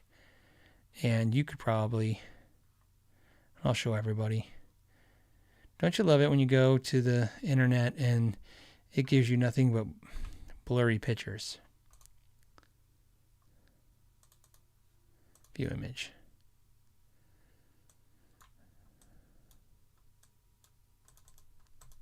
I know. I'm sorry, guys. This is taking a while, but it looks like they might be press-ins. And so the Godos do have a press-in style key, but I've done so many of them, and every time I remember having to mod them a little bit with a reamer. So the answer to your question is, there might be another key out there, specifically like, because again, I think the problem is not going to be fitting it like if you get ratio tuners with the back part, fitting the back plate. I think the problem is going to be the shaft, the hole. First of all, I think it's like a 8mm versus 10mm. I'm trying to remember keep in mind I'm doing off memory. So like I said, I think no matter what you're going to have to do is you're going to have to ream the holes a little bit. And I have a ton of videos showing you how to use that. Just use a basic reamer you can get off Amazon and do that. It's not a hard task to do. The only downfall, of course, is you won't be able to pull those tuning keys off and put the originals back on. Okay. And so that's what you have to Brian, you're going to have to weigh that. It's not a difficulty of doing it. I promise you can do this. Okay. You just take some time and go slow. It's not a scary thing to do. But you will lose the value of those tuners because you will, if you ever sell that guitar off, you won't be able to pull them out and put the originals back in. That would be my things. Or you have to find some aftermarket ones that aren't locking, but so that's the only thing you're going to have to do. And again, you can do some more investigating on that. Like I said, it's Kluson style. So that's all you have to do, look up. Google Kluson style locking keys. And you'll find them. You'll find good suggestions out there. I use Goto because I trust them and I like them. But like I said, I remember the last couple guitars I did like that. I did just like I think Tyler's. I think I had to do Tyler's too. I think I had to ream the headstock, the holes a little bit to put in the new ones. But he still plays it today, to this day. Tyler still loves that guitar. So it did okay. Smelly Cat's Jazz. Hey, Smelly Cat. Smelly Cat, Smelly Cat. You should probably super chat me to never sing again. Okay. All right, here's the question. I've heard rumors. Okay. But do you know why Ibanez won't sell replacement necks? The Axion necks are sick, but I like the specs of the S series, of my S series. Okay, so, I don't know why they don't. I can tell you this, Fender didn't for years. So remember, Fender, think about the irony of this. I read an article once that said that when Leo Fender started making the Strat and the Telly, Telly and then the Strat, one of the things was like when the neck went bad, over time and the frets wore out, instead of refretting, you could just buy a neck from them and replace it. But then for years, Fender didn't do necks. And there's all kinds of reasons why Fender says they did and did not sell necks, and now they kind of do. They sell some necks, but not all their necks. And the reality is this: I've heard it straight from the horse's mouth, from the Fender guys. Okay, so and again, this isn't like top secret. It's just obviously they're not going to make a video. There's no reason for them to like tell you guys this.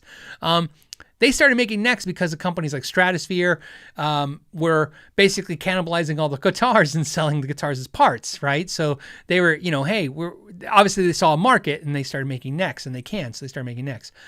My guess, and this is just my guess, Ibanez doesn't make necks, not because they don't want you to put their necks on other guitars and make fake guitars. It's all those are probably possible reasons. My guess is they don't have to. I have learned many times over in this industry and others, okay, that they do what they have to do and nothing more. So, for instance, like here's a good example. I have a Petrucci Music Man. The Petrucci Music Man I have right there, it's blue, and it has a chrome bridge. For those of you listening can't see, I'm describing it. It's got a chrome bridge. These are all stock. It's a stock guitar. It has black knobs, and if you know the Petrucci knobs, they're a dome-shaped knob, and they have a rubber band, not literally a rubber band, but a band of rubber around them. And my knob got loose, and to take the knob off, I had to pull out the instructions, read how you basically slide the rubber band off the knob and tighten it with I think it was an Allen wrench or maybe a small flathead screw. When I went to lift it just ever so much, it snapped because it dry rotted because I live in the desert. I need a new band. I contact Music Man, and they said, yeah, here are the bands. You can get a 4-pack or 5-pack of these bands. And it was, I don't know, some ridiculously overpriced thing, right? It was like $28 plus shipping. Like, that's not why the story's crazy yet. And I said, oh, well, while I'm doing that, why don't I just get chrome knobs? Can I get 3 chrome knobs? And they said, no, we don't make them. And I said, oh, you do, because this guitar, these model Music Mans have chrome knobs. And they go, yeah, but you can't sell them to you unless you have that guitar, and you have to show us that you have that guitar. I don't want to justify that answer or argue the stupidity of that answer. All I want to talk about is that is some I don't have to make money crap, right? That's what the medical industry does. There's a couple people in industries that are like, I make so much money, I don't even worry about money. That's I don't care about money. Somebody's on the phone with me, wants to give me money for a product that I probably have sitting in a warehouse they want to sell to you. So there's probably a ton of other reasons too, but really what I'm getting at is same with Ibanez. They don't need to sell necks. They don't need to sell parts. Paul Reed Smith's kind of the same way if you watch. He doesn't really want to be in the parts game. It took him a while before he started selling his pickups and stuff. Some companies just don't want to be in the parts game. And I understand that. I don't like it, but I understand it. But like I said, I'm sure there's all kinds of rumors, but I'm just telling you, and again, all I'm giving you is yet another rumor. But my rumor's founded, at least founded in the idea that these are the conversations I've had with companies that, over the years. And there just seems to be this overlying factor of, we make money selling guitars. We work on making guitars. We don't need to sell parts. It's never as more nefarious than that. It's just, they don't have to. Okay. How we doing? I think it's time. You know what? If you're gonna, let me update the super chats. No more super chats as of right now. So if you got a super chat, I can't answer it. So let me. Did I miss? Okay, Matt says after. Wait, hold on. The last super chat is Bara. So no more super chats after Bara. So and then we'll do. And then I'll share my. When I say my show and tell, I'm going to show some stuff to you. I don't know if you guys will find it interesting. I have no idea. That being said, we have Matt. Matt says, after buying a new Music Man JP15, I want to sell all my other guitars and buy more JP15s. Yeah, I hear that a lot. Have you ever had an experience after guitar? Yeah. Have I ever had that experience with a guitar purchase? Sure. Never an experience. I've never had, well, no, I said sure, and then I go, no. I've never had an experience where I played a guitar and I'm like, I only want to play this style guitar. I have had the close experience to that, which is where I picked up a guitar and said, oh yeah, this is it. You know what I mean? Like this is where I want to be from now on. And for me, that was a Strat. I just picked up a Strat and it just felt right. And I like it. But as much as I like the Strat and the way it feels and even the way it sounds, I just can never get to be just there with it. You know what I mean? There's just something I need about like a hollow body or a telly or, you know what I mean? Or a 80s rock guitar because that's just fun. You know what I mean? And a lot of my guitars, some of are practical.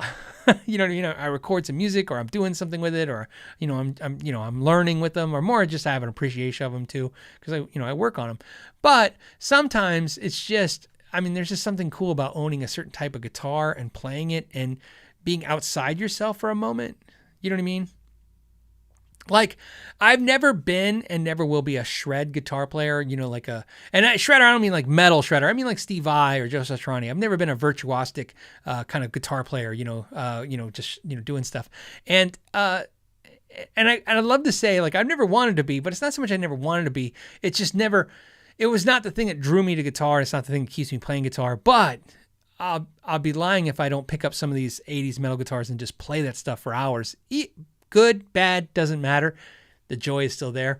So although I appreciate what you're saying, I have a JP and I love it. It's a great guitar. But, and to be honest with you, I think any one of these guitars behind me, if that was my only guitar, I could be fine. I don't think any guitar I own is like, a one-trick pony kind of thing. I can get any sound out of them I want, but I do kind of lend myself to certain ones.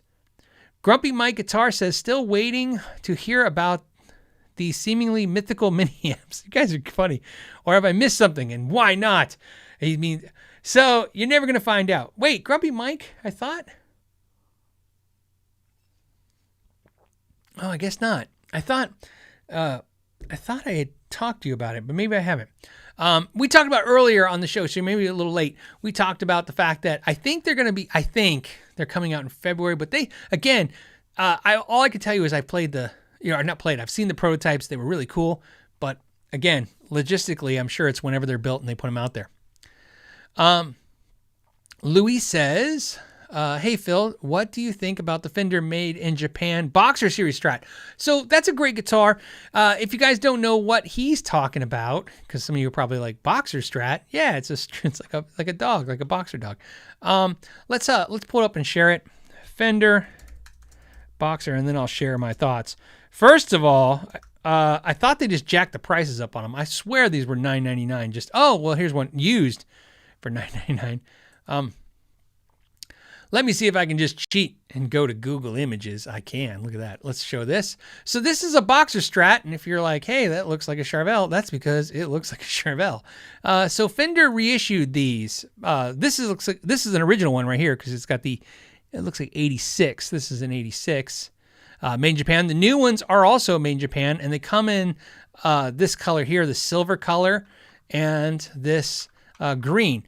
And it's got a standard tremolo style tremolo, 2 humbuckers, looks like a coil split again. And let's see. Oh, that's an old one. So it's new. So, in fact, we can probably go back to, does Guitar Center? Hey, Guitar Center. Let's do Guitar Center. Maybe. It's thinking, everyone. Okay, here it is. $1,200. It's because you got to allow. Okay, and these are the two. So $1,200, made in Japan. This is a Fender, not a Charvel. So the question is, what do I think of them? I think they're cool because I like Charvels, and this is essentially a Charvel. But what I don't know is, what's the radius? Oh, 12-inch radius, C-neck. This is a Charvel. So if you ever wanted a Charvel but didn't want a Floyd, you know, although my Charvel doesn't have a Floyd. Hold on, let me get back. Where's my screen? Here we go. Hold on. Okay, we there? Hold on. Okay, if you ever wanted a Charvel but wanted a standard Fender tremolo and you wanted to say Fender on the headstock, that's a boxer for you. And so I think they're cool. $1,200, made in Japan. I swear they were $1,000 just a couple months ago. It was like Fender did a soft release of them, and they were out there. I saw it come up on the Tone Kings channel one night, and I'd seen them one night, you know, surfing the internet. And you know, it was, I have one. I have a type of guitar like that. But so in other words, that's my way of saying I like it. I think I like the Fender Heavy Metal Strat more, even though it's got a Floyd. I mean, I like Floyds, but I'm just saying to you, it has a Floyd. That would be my take. If I was going to get one, I would get the Heavy Metal Floyd guitar. Heavy Metal Fender Strat. In yellow or the green. Okay. The next super chat is, hey Phil, hope you are doing well. Super chat for no reason other than to support the channel. Thank you, Woo-Tech. I think I'm saying it right still. I know you gave me the phonetics on it. I will double check to make sure I'm doing it right again. James says, I had a sticker on a nitro finish. I removed it and cleaned it with naphtha. I can still see the outline of the sticker. Any ideas? So my guess, James, is, this is my guess, I'm not looking at the guitar, is it's, I don't want to say burned in the guitar. What happens is nitrocellular lacquer finishes, especially more so than probably any other finish, ages. It darkens and sometimes it lightens. Mostly, I think it darkens. How am I trying to think? I think it lightens. Did I say darkens? I think it lightens. Doesn't matter. It changes color. And so therefore, when you deprive a part of it with light, it's going to almost protect it, if that makes sense. So it's going to stop it from changing. So what you might be seeing that outline is that discolorization, and you're screwed. It's in there. So other than taking it to a professional that does finish work, they might have an actual, Dirt Racer X says UV fade. Sure, same. Yes, that's basically what it's called. So, but the important part of it is, maybe they can help you, Mike. Maybe, okay. But I would, and I'm not old vintage says nitro yellows. It does yellow, like when you have a silver burst, it turns green. But yellow is not always the hue sometimes with all the finishes, right? Because it gets real complicated. That's why you need somebody like Nathan to pop on the channel. We'll do one day I'll have Nathan pop on and we'll do a finish live show because he does finish work. You remember, not all nitros are the same. Some nitro cellulose finish are sprayed over other finishes. I mean, there's all kinds of stuff going on. That's why I said I can't just pigeonhole it with one answer, but I'm giving you a general idea. General idea is it's probably in the finish and there's nothing you can do. Now, when you said ring, if you're talking about a like a sticky ring, like the thing, you can use something cleaned off. You can use, I use WD-40, spray that on a cloth. You can wipe that off, clean it off. Gooby gone, stuff like that. But sad enough, I don't want to be the bearer of bad news, but I am. My experience is what you're describing sounds like something that's in the finish and not changing, or not going to change back, I should say. Michael says, I have a guitar PRS CE24 with a neck I love, pattern thin. I have a guitar which I like, Taylor T5Z Pro, okay? but I don't like the neck. Is there a way to change it to match? I mean, the horrible answer is, yeah, you can sand the T5Z neck. I wouldn't. You could. Yeah, you can reshape the neck. Guitar players did it for years. Back when guitar players didn't think about reselling guitars. Right? That's what happened to a lot of guitars. A lot of times guitar players bought a guitar and it wasn't to their liking, like you. They're like, the neck's too thick, and they just sanded it down. You can. Now, so you know, I'm not talking about just sand it down and then, you just have unfinished neck and it looks like crap. You can have it refinished too. You could take it somewhere and have them sand it down and refinish it. The great thing about the T5 series guitars, even though it's an acoustic S guitars, because like you see, I have a T5 as well. It's a bolt-on neck, so you can they'll take the neck off, sand the neck, shave it, and refinish it. If it's worth it to you to do that, I would do that. Another suggestion is, I don't know, that neck's not that chunky, but obviously the Godin A6 neck's probably a little smaller, but not much. So if you get a chance to try Godin A6, that might be your fix. Okay, Copperfield. I'm pretty sure that's how I'm saying it. Copperfield says, here's a little love for what you do. Totally appreciate it. A little love. Thank you. I appreciate that. Robert says, hey, Phil, best guitar channel on YouTube. Who is it? No, just kidding. Thank you.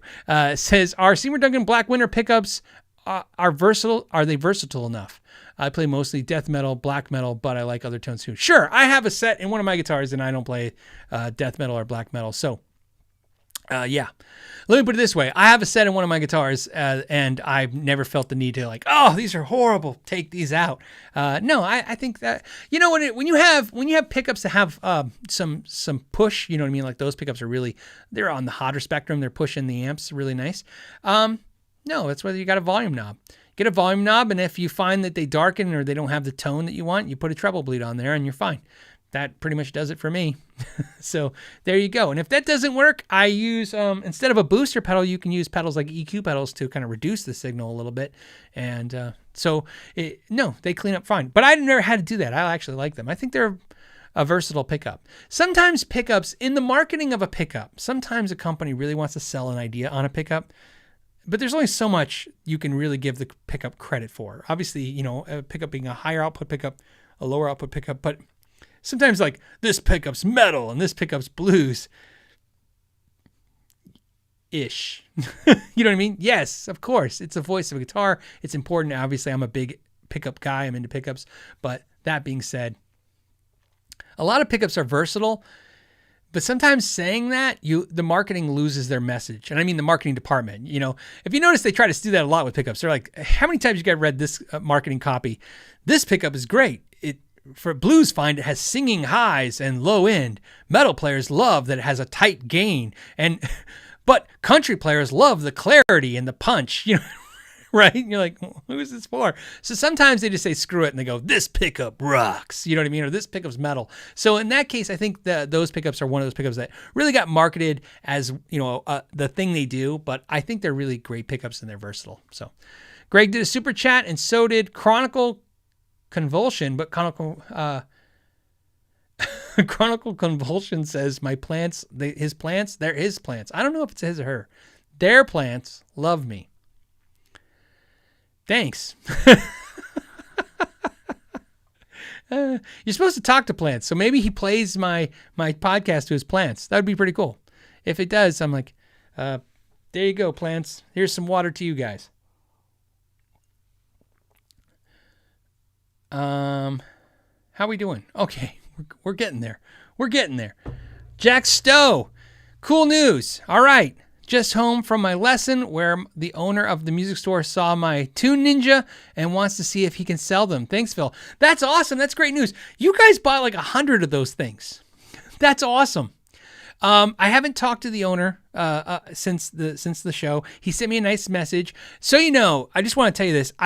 This is class, okay? He told me this after I did that promotion last week. So that's why this is a classy move. So if he's watching this, classy move on you. He told me that he when he started the idea of doing his Tune Ninja, he was saying that when he was working on the idea back in like 2015, 2016, he was thinking of what YouTube channels he should try to work with. and he said my channel was one of the channels he was like wanted to work with. And he showed me that basically when he was looking at my channel, it had 3,065 or maybe 3,650 subscribers. And he goes, and look at it now. And so he goes, so it was really cool that, we got to work together and I, suggested the product to you guys and stuff. So that was really cool. So like I said, really cool guy. A lot of you guys have already reached out to me, told you really like him. I really like mine. Mine's still on my Kiesel, which is now in the other room, but I plan to leave it just on that one guitar. I like that guitar. I played a lot in the other room and now I have the tuner on there. It's really cool. So I'm glad it worked out for you. And I'm glad that's great if that store owner picks up the stuff. He's like every business partner, every business person out there that's trying to build something, it's tough. And so if we can help them, that's great. So, somebody else also reached out to me after seeing that video, a small owner, and same deal. We're going to do promotion for some capacitors and stuff. So I'm very excited about that. Raymond's got a question. It says, what do you think of the EVH amps? You never talk about them. You know what it is? I reviewed them. They were some of the first things I ever reviewed on my channel, my EVH amps. I've had them all. Not the new Stealth Mini though, but I've owned the rest. I had the 100 head, which I loved. I did what a lot of players did. I sold it when the 50 watt came out. I had, and then I got the 50 watt, and then I sold the 50 watt to get the LBX, and then I did the LBX, and I got the new LBX, which is with the blue and the green channel versus the red and the blue channel. And currently, what I have is an LBX. Now I have an LBX 5150. It's the new one, or not the new one, not the Stealth. It's the one. They don't really describe them differently that way. It's the one with the blue and the green channel. So it's got the clean channel. Here's my thoughts on the 5150 heads. I always like them, the EVH heads. And I like Peaveys too, but I like the EVH heads. I really like my Archon, my other amps, and it was just redundant. I don't play enough metal to own like 4 metal amplifiers. So I had the Archon. When I got the Engel Fireball, same thing. Fireball, the Archon, the Mark V, and then the EVH, it just became a little daunting for me. So I have the LBX because I think it serves a purpose. It's really fun for me. But I have the 5150 pedal, and I will never say the 5150 pedal is as good as the amp because that just sounds crazy. But man, do I love that pedal, and I just stick it in front of other amps. So I don't play my 5150 as much as I like because I just stick that pedal in front of it. On a side note, I will say this. If I had to get rid of the Archon, the Mark V Mini, which I really love, just like the Archon, the LBX, or the Engel Fireball, I would keep the Engel Fireball. It's my favorite of all the bunch. I can't, like I said, I always say this, I can't say it's the best of the bunch. I just like it the most. It seems it's versatile, it's good amp, but I like my EVH stuff. I think they make great stuff. Samir says, just turned 20. Congratulations, buddy. It says, a few weeks ago and sending love. Sorry I can't send much, but would love to know your thoughts on a $400-ish guitar that's got MOJO. Whew, $400. Gosh, I feel like a year ago that would be an easy answer. Now it gets a little tricky. That has MOJO? MOJO is the tricky part. It depends what you mean by MOJO. So let me give you my definition of MOJO. Besides the real MOJO. Real MOJO is you play a guitar and for some reason it feels and sounds right. That's the real MOJO, okay? That can't be replicated. It can't be mass produced. It can't even be suggested to you. It just, you pick it up, it fits, and you don't know why, okay? Sound-wise, physical-wise. But and that's the real MOJO. Now, in the idea of saying, hey, find a guitar right now that has MOJO, in my mind, that MOJO means being a little different in the not being the same as everything else, maybe something more exciting. I would say for me, a guitar with MOJO, $400. If I was looking for something like that, I would look at some of the used Godin stuff. Really cool guitars like that, where you feel like you're getting something different than everybody else. You're getting this guitar it's cool. It's a little different looking. It feels a little different. It's got some good sounds. That's something I would suggest. But definitely if you have $400 and you're looking for something MOJO, go used. Get out there, play some used guitars. You'll find a MOJO for $400. Let me put it this way. I don't know how many music stores are next to you. If you were to go to 3 music stores for $400 and you don't come out with a guitar, it's possible, but it's not likely. If you don't have any music stores, you're going to have to go online shopping. But like I said, go used, and that $400 will serve you much better, and you'll find something a little cooler and a little different. But the trick is, and I've said this before, if you are looking for a guitar, MOJO, like in other words, you're looking for an experience, an instrument, something connects. You're not looking for the in guitar of the moment or whatever, or some brand name. Go to a place like reverb.com. You could try eBay and stuff like that, and Craigslist, whatever. But go to Reverb, go to guitars, pick, if you want a solid body, pick solid body guitars, used, and then sort by most recent, listed, and just go through all guitars. There'll be thousands of guitars, and just scroll. And you'll find something cool. Put in your price range too. That'll sort it down fast too. But don't forget, if you're sorting your price range, sort at least $100 above your price range. So if you're looking to spend $400, mark the guitars for $5, maybe even $6, because you may want to find one at $5 or $6 that you may want to put an offer on. Facility Shagwell says, just got a 1991 ESP M2, best guitar I've ever played. I really want one. I want a Mirage, like an M1 or an M2. I say I want one. I mean, of course, we all want all guitars that are cool. But that's like, that was a guitar that I'd always like to get my hands on. It's weird knowing I can get a golden era ESP for the same price as a new Indonesian guitar. You can now-ish. Those days are going away. They'll come back because the market is like anything. It even flows. It goes up and down. But right now, man, think about this. Just think about this. At the beginning of last year, I was talking about buying Jacksons for $200 made in Japan. That's a little tricky now. Nah. But yeah, great guitar. Sure. And that goes back to Samir. Samir, see what I'm saying? You go out there and you just start looking for the deal. Look for that cool thing. You'll find it. It's out there. Jimmy T568 says, am 52 and previous master builder and starting my own company. How do I send a guitar for review? Okay. So, if you want me to review a guitar, especially if you're a small builder, you reach out to me, send me an email. It doesn't matter which email address you have to go to, okay? Ask Know Your Gear or the P. McKnight one. But it's important to put in the subject what it is you're trying to talk to me about, because that becomes my, when I have the time to allocate to emails, that's how I kind of sort through them. So you could put that, hey, I'm looking for a review of this guitar, and then we'll talk. We'll facilitate a way that we can get it to, you can get it to me and then we can get it back to you and we can do something like that. Sure. I like doing small builder guitars. They're fun for me. They don't get as much views as the other builders, but I think has more value for the community and overall I like it more. I like to do it. How about that? Okay, Alex says, thinking of swapping a three-way switch in my 2020 Les Paul Custom, Les Paul Prophecy, and input for a custom switchcraft. Worth it on the Epis? Absolutely. Yeah. So let me cut that question down so everybody's following along. He wants to switch out the three-way switch in his Epiphone to a switchcraft one. Absolutely. Look, I love Epiphones. There's a couple, like all kind of guitars in that price market, there's a couple of weak spots that they're not going to put the best components in. The three-way switch is one of the most failed areas. When I did the review of that PRS SE guitar, SE 2408, the switch got dirty. Remember I used the, do I still have it out? I do. Yeah, remember I used the Deoxit in that video, if you guys saw that video to clean it.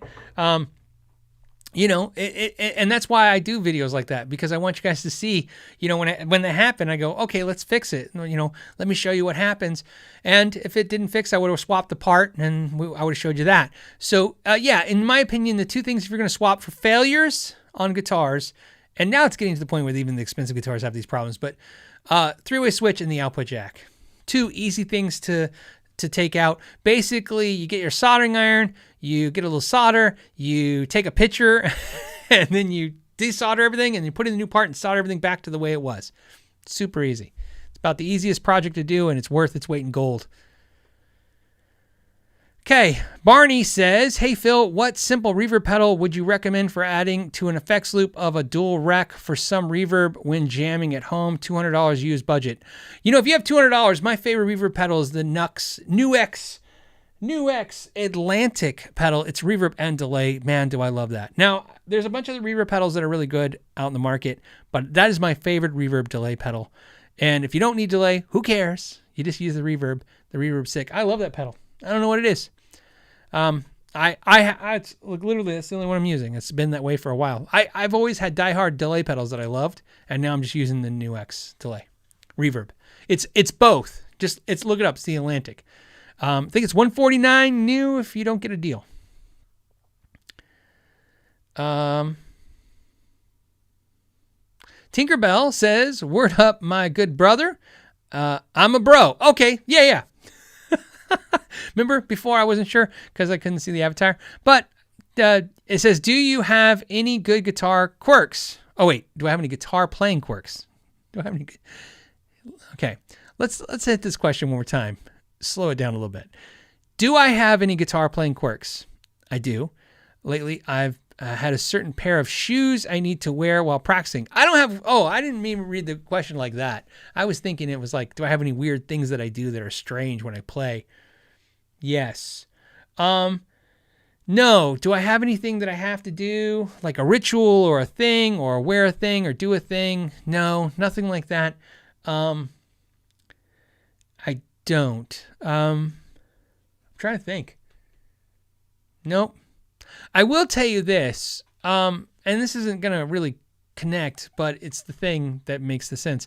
I spent my life as a guitar player, obviously never anticipating that I would do YouTube because I didn't know what YouTube was, and I would be demoing guitars in reviews. And the problem I have now is I've spent more time, I'm working on guitars, but playing guitars that I like, that I'm familiar with over and over again. And so what I've learned now, the thing I could have worked on, which who would have saw it coming, is if you notice when I do guitar reviews, I always notice this. Sometimes I'll do a video and somebody go, "Man, your playing's really improved." And then the next video, they go, "Oh, it's okay." The next thing they're like, "Oh, are you taking lessons?" Almost every time it's how comfortable I am with the guitar. I have a weird thing. Like even if I like the guitar, it doesn't matter. If I'm not comfortable with the way it feels or the way the neck is or something like that, it's like I can't pull the best of me out of it. And I say that because I think that's an average player issue. It's because I'm an average player. Where I noticed, like when I've hung out with like guys like Pete Thorne or RJ Rinquillo or Jay Leonard J, I watched those guys in person in real time. Watching them, I was paying attention, and I noticed that's not how they work. Like their thing is like, they have a bag of tricks. They can play certain things and they just do it. It doesn't, you know what I mean? They just pull it out of the guitar. Me, it's like if you give me a guitar with a different action or a different string gauge or something about the guitar is slightly different, it's like all of a sudden I can't do certain things and I can do certain other things. And it's kind of a weird thing. So that's the only thing the quirk I have. I have to have a certain guitar to do a certain type of technique for the most part. It's like I get hindered real fast. Now, the good news is, which is why I say I always play Strats and stuff, certain guitars, if I play them, I can just play everything I think I can physically play. But some guitars, even though I love playing them, I just can't do that stuff. DP says, "Hey, Phil, Peavey Delta Blues versus Fender Blues Junior, which one? And what's your favorite 12-inch speaker for low wattage guitar amps? Thanks, Phil. You and your channel are a gift to us all." You guys are really complimentary. Thank you. I appreciate that. This is always a tough question because I love those amps. So let me put it to you this way. If I was going to buy one of those amps, I would just focus what I care about, and that will help me decide which one. If you care about the overdrive, I personally think the Delta Blues kills the Blues Junior in the overdrive section. I love the Delta Blues. I think it sounds great. It's a great rock blues amp. Either way, both are great pedals. So if that's not something that matters to you, get the Blues Junior and stick a pedal in front of it. You have everything there is. Fender is better branding, of course, than Peavey. They're going to stronger brand. Okay. If that's what matters to you. To me, the Blues Junior is a great amp. I've never been a huge fan of the overdrive. When I say huge fan, I mean, I've never used it. I've turned it on. I did it a couple times. I was like, yep, that's okay. And then I went back to clean. The reverb's okay. It's a good reverb. Everything about the Blues Junior is good. So which one is, like I said, you'd have to decide. If clean is where your focus is, then I think I would go with the Fender. It's a good clean. It's a good amp. The Peavey does great clean, but I think it also rocks the dirty as well. There you go. That's my answer. But your second question was, what's my favorite 12-inch speaker for low wattage guitar amps? I would love to say I have a one-stop, one fix speaker for all amps, but the reality is I use different speakers for different types of amps. Sometimes certain speakers work better. I tend to like Celestion. I like what Celestion does to amps. They tend to darken the sound a little bit and cut down the output. Something I learned from some of my amp building buddies about speakers. And that's what they tend to do, and I like them. Now, I have Jensen's. I'm looking at some of my amps right now. I have Jensen's and some. I have a couple Eminences and others. But mostly my amps are almost all Celestions. And the Celestions are really the V30s and the greenbacks. And the creambacks are something else I use. But really, it's mostly greenbacks and vintage 30s. Very basic. So nothing exciting there. But so my favorite speaker for low wattage. Well, I will tell you, I like the greenback. It is a speaker I like. There are some things to not love about it, though, but I do like it. Pedro says, you've said when picking a guitar, looks isn't important to you. Okay. I mostly play Strats, and I never played one I could get a good feel good. Wait, let me back up. It says, I mostly play Strats, and I never played one I could get to feel good once it's set up. So I go with color. I might be messing up. Okay, so the core of the question for Pedro is he's basically saying he's playing Strats mostly, and he can't get one. Why can't? Never played one I couldn't get a good... Oh, I'm reading it backwards. See, that's why you got to read the questions over and over again. Basically, he says he's plays Strats and he's never played one he couldn't get a good setup and feel good on. So he basically saying he loves Strats. They always feel great. He's never had any problem with them, so he just picks the color he likes. That's great. And you know what my best advice on that is, if you have a guitar that you love, then stick with it. My problem with Strats is I bought a couple Strats. Like the first Strat I got that I loved it. Then I got the second one. And then I liked the first one more than the second one. So then I sold the second one and got another one. Then you know what I mean? Then I liked that one more than the first one. So that's what happens with guitars. You try to lean towards them. My favorite Strats, they're in the room right now, as the green one, you see me playing all the time, which is double humbuckers, and then my copper one, which was forever, it's changed over the years, but it's single coils, but I have a mini humbucker right there, the chopper. So I still have the same single coil as what I did the video with that in, the Angels, but I went with the chopper mini humbucker for no particular reason. There was nothing wrong with the Angel single coil bridge pickup. I really liked it. I just one day said, I got this chopper, I'm going to stick it in there.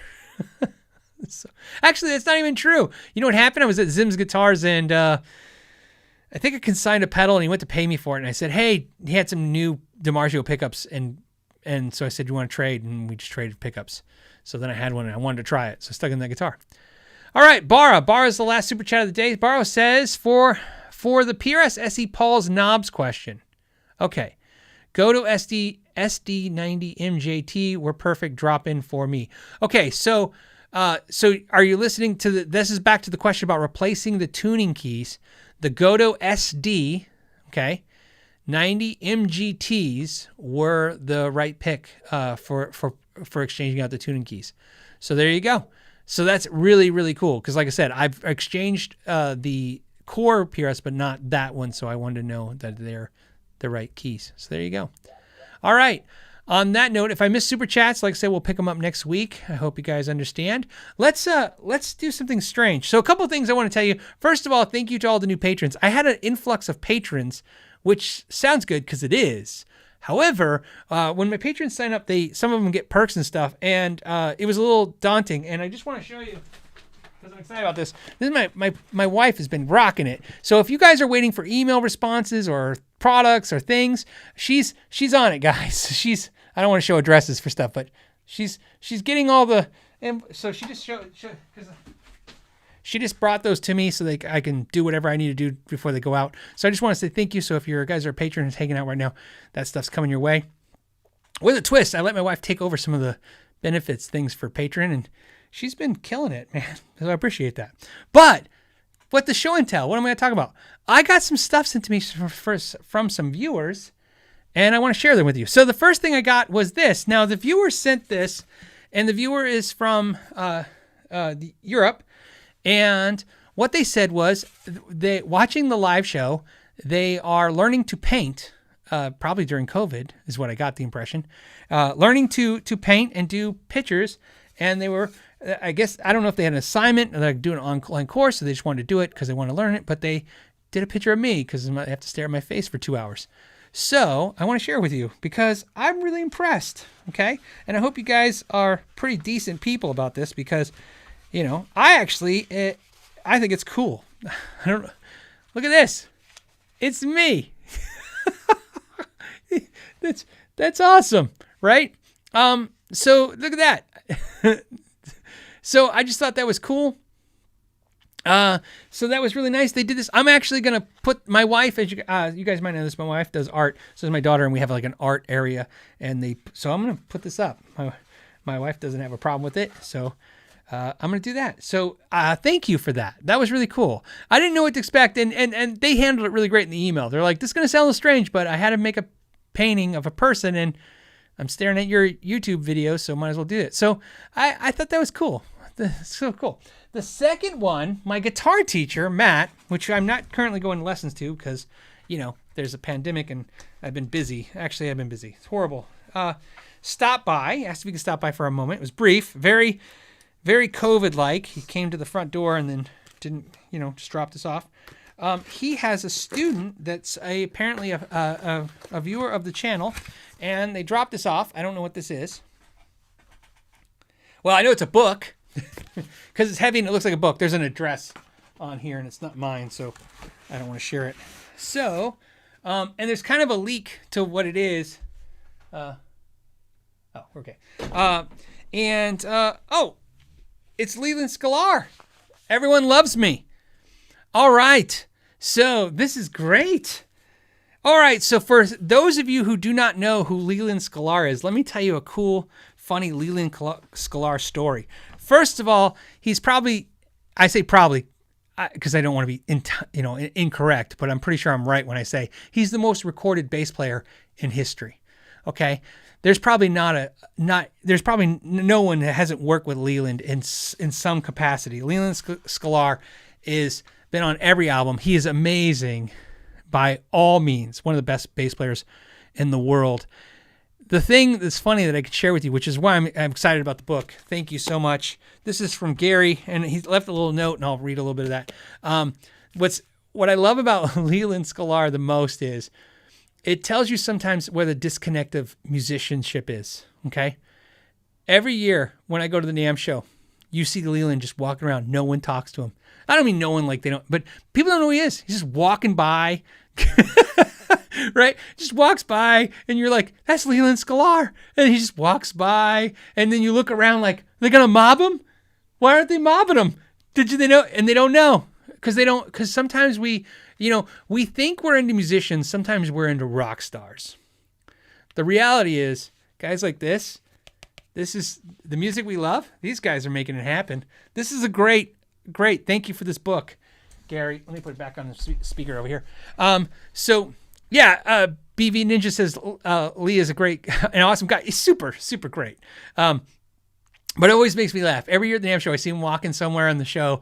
And of course, some, people recognize him, of course, but it's just like I said, it's just so many people you can see to have no clue who some of these amazingly huge, talented, epic, you know what I mean? That's the guy you want to sit and drink a beer or 5 cups of coffee. So he'll stay up even later and tell you the coolest stories. So there you go. Now, here's a letter. I just want to read. It's a little on the long side, so I don't want to share everything because it's from Gary. Thank you, Gary. And he said, a little history. I met you and your wife at your store shortly before you closed it, and I brought in a Maton guitar to get your opinion. I've been an acoustic player ever since I was 12.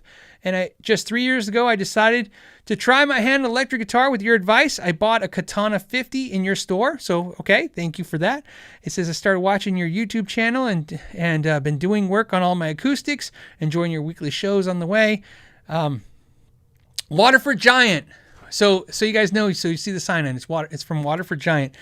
And basically he says, and I'm skipping ahead because it's, because like I said, He says, I managed to buy a Spark amp, and this past birthday I sprung for a Dirty Shirley 20, which was belated over a year for a 60th birthday present. Awesome. You were instrumental in those purchases as well as others, so I just wanted to say thank you. Man, that's like, I don't deserve that. You know what I mean? But thank you so much. And he basically also says, I've known Matt's friend Bobby. Oh, okay. So he's also currently taking lessons with my buddy Matt, who's also my teacher. Thank you. I'm trying to make sure the letter is not too personal, so I'm just skimming the things that I think are appropriate. Nothing looks like it was too personal, but I didn't want to share anything. And he just wanted to thank me again. Well, thank you, Gary and Waterford Giant, which is the same. I will make sure I'm going to read the book this weekend because, like I said, that's awesome. It'll give me something to read. In fact, I'll probably drink a cup of coffee and read the book tonight. And Robot Master Switch says the Dirty Shirley is a great amp. Yeah, of course, it's great. I still want a twin sister. That is cool. I thought I would share that with you. I figured if you hung out to the end of the show, you guys are crazy enough to maybe, hopefully, then interesting.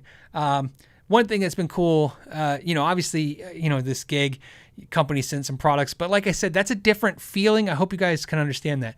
I'm not saying it's not cool. It's damn cool. Look, it's a gig, right? Everybody has a job or a gig, and this one's not a sucky one to have. However, when a company sends me something, although I'm appreciative and although I'm flattered, I know the end result is they're looking for what they can get out of it too. Not that that's bad. There's nothing wrong with that, but I understand it's not all about, I don't want to say me. I don't want to say that, but it is kind of true. When you guys send me gifts like this stuff, it's very humbling because there's nothing for you to get out of it. Hopefully other than a thank you. Thank you guys so much for the picture in the book. And like I said, I hope you guys enjoy that stuff. I hope you, I enjoy sharing with you guys. And, there you go. So there you go. On that note, I think we're going to call it. We did 2 hours. I didn't lose my voice, which is awesome. As always, and the dog is barking, so that means it's into the show. I guys hope you guys enjoyed the show. I want to say last thing also, because I just want to give you a heads up, because I know the people hanging out at the end are the coolest people. Always. I'm about to review a video. It's going to come out this weekend, the Air Steps. Haha. Some of you guys, if you watch a lot of channels out there, these are one of those companies that did the rounds. They sent a bunch of these out to the YouTubers. I want to give you a precursor to two things. One, this is a freaking amazing thing. I mean, I love this thing, okay? But when Airstep reached out to me, I asked them if they would let me have some to give away. So what I'm going to do is, and you'll see it. If you're subscribed and you get the bell notification, all that crap that we always say, you'll see it. I'm going to do one of those preview things that I've done in the past where, you do on YouTube where when the video goes up, it'll notify you the video is going up at a certain time. What I'm going to tell you is if you go to that video when it premieres, it's called Premiere, I'm going to be giving away one of each of these, which is a $300 unit, basically a $270 unit and $190. So basically $200 units. I'm going to be giving away 2 of these in that premiere to say thank you to viewers, because that's how a viewer gets it, because only people who subscribed, hanged out, and even see this will know it's coming. So if you guys have been thinking about one of these, I'm going to show you guys what I think about it, how I use it, why I think it's cool, and then give 2 away. So there you go. And I want to thank the Airstep guys for making that happen. When they reached out, I said, last time I worked with them a year ago for their X-Tone, they did a giveaway. So there you go. I'm leaking information to you guys for hanging out. Toby, I appreciate the super chat, but like I said, I'm done. But good news, Toby, and everybody else who did super chat. I will answer them first thing next week. You'll be the first questions I answer. As always, guys, I want to thank you so much for your time. Till next week, I'll say know your gear, although I should have got the screen ready so I can end it and be cool at the same. It's like when you say goodbye and then you're like, how do I get out of here? Where's the door at? Does anyone know? All right. Bye, guys.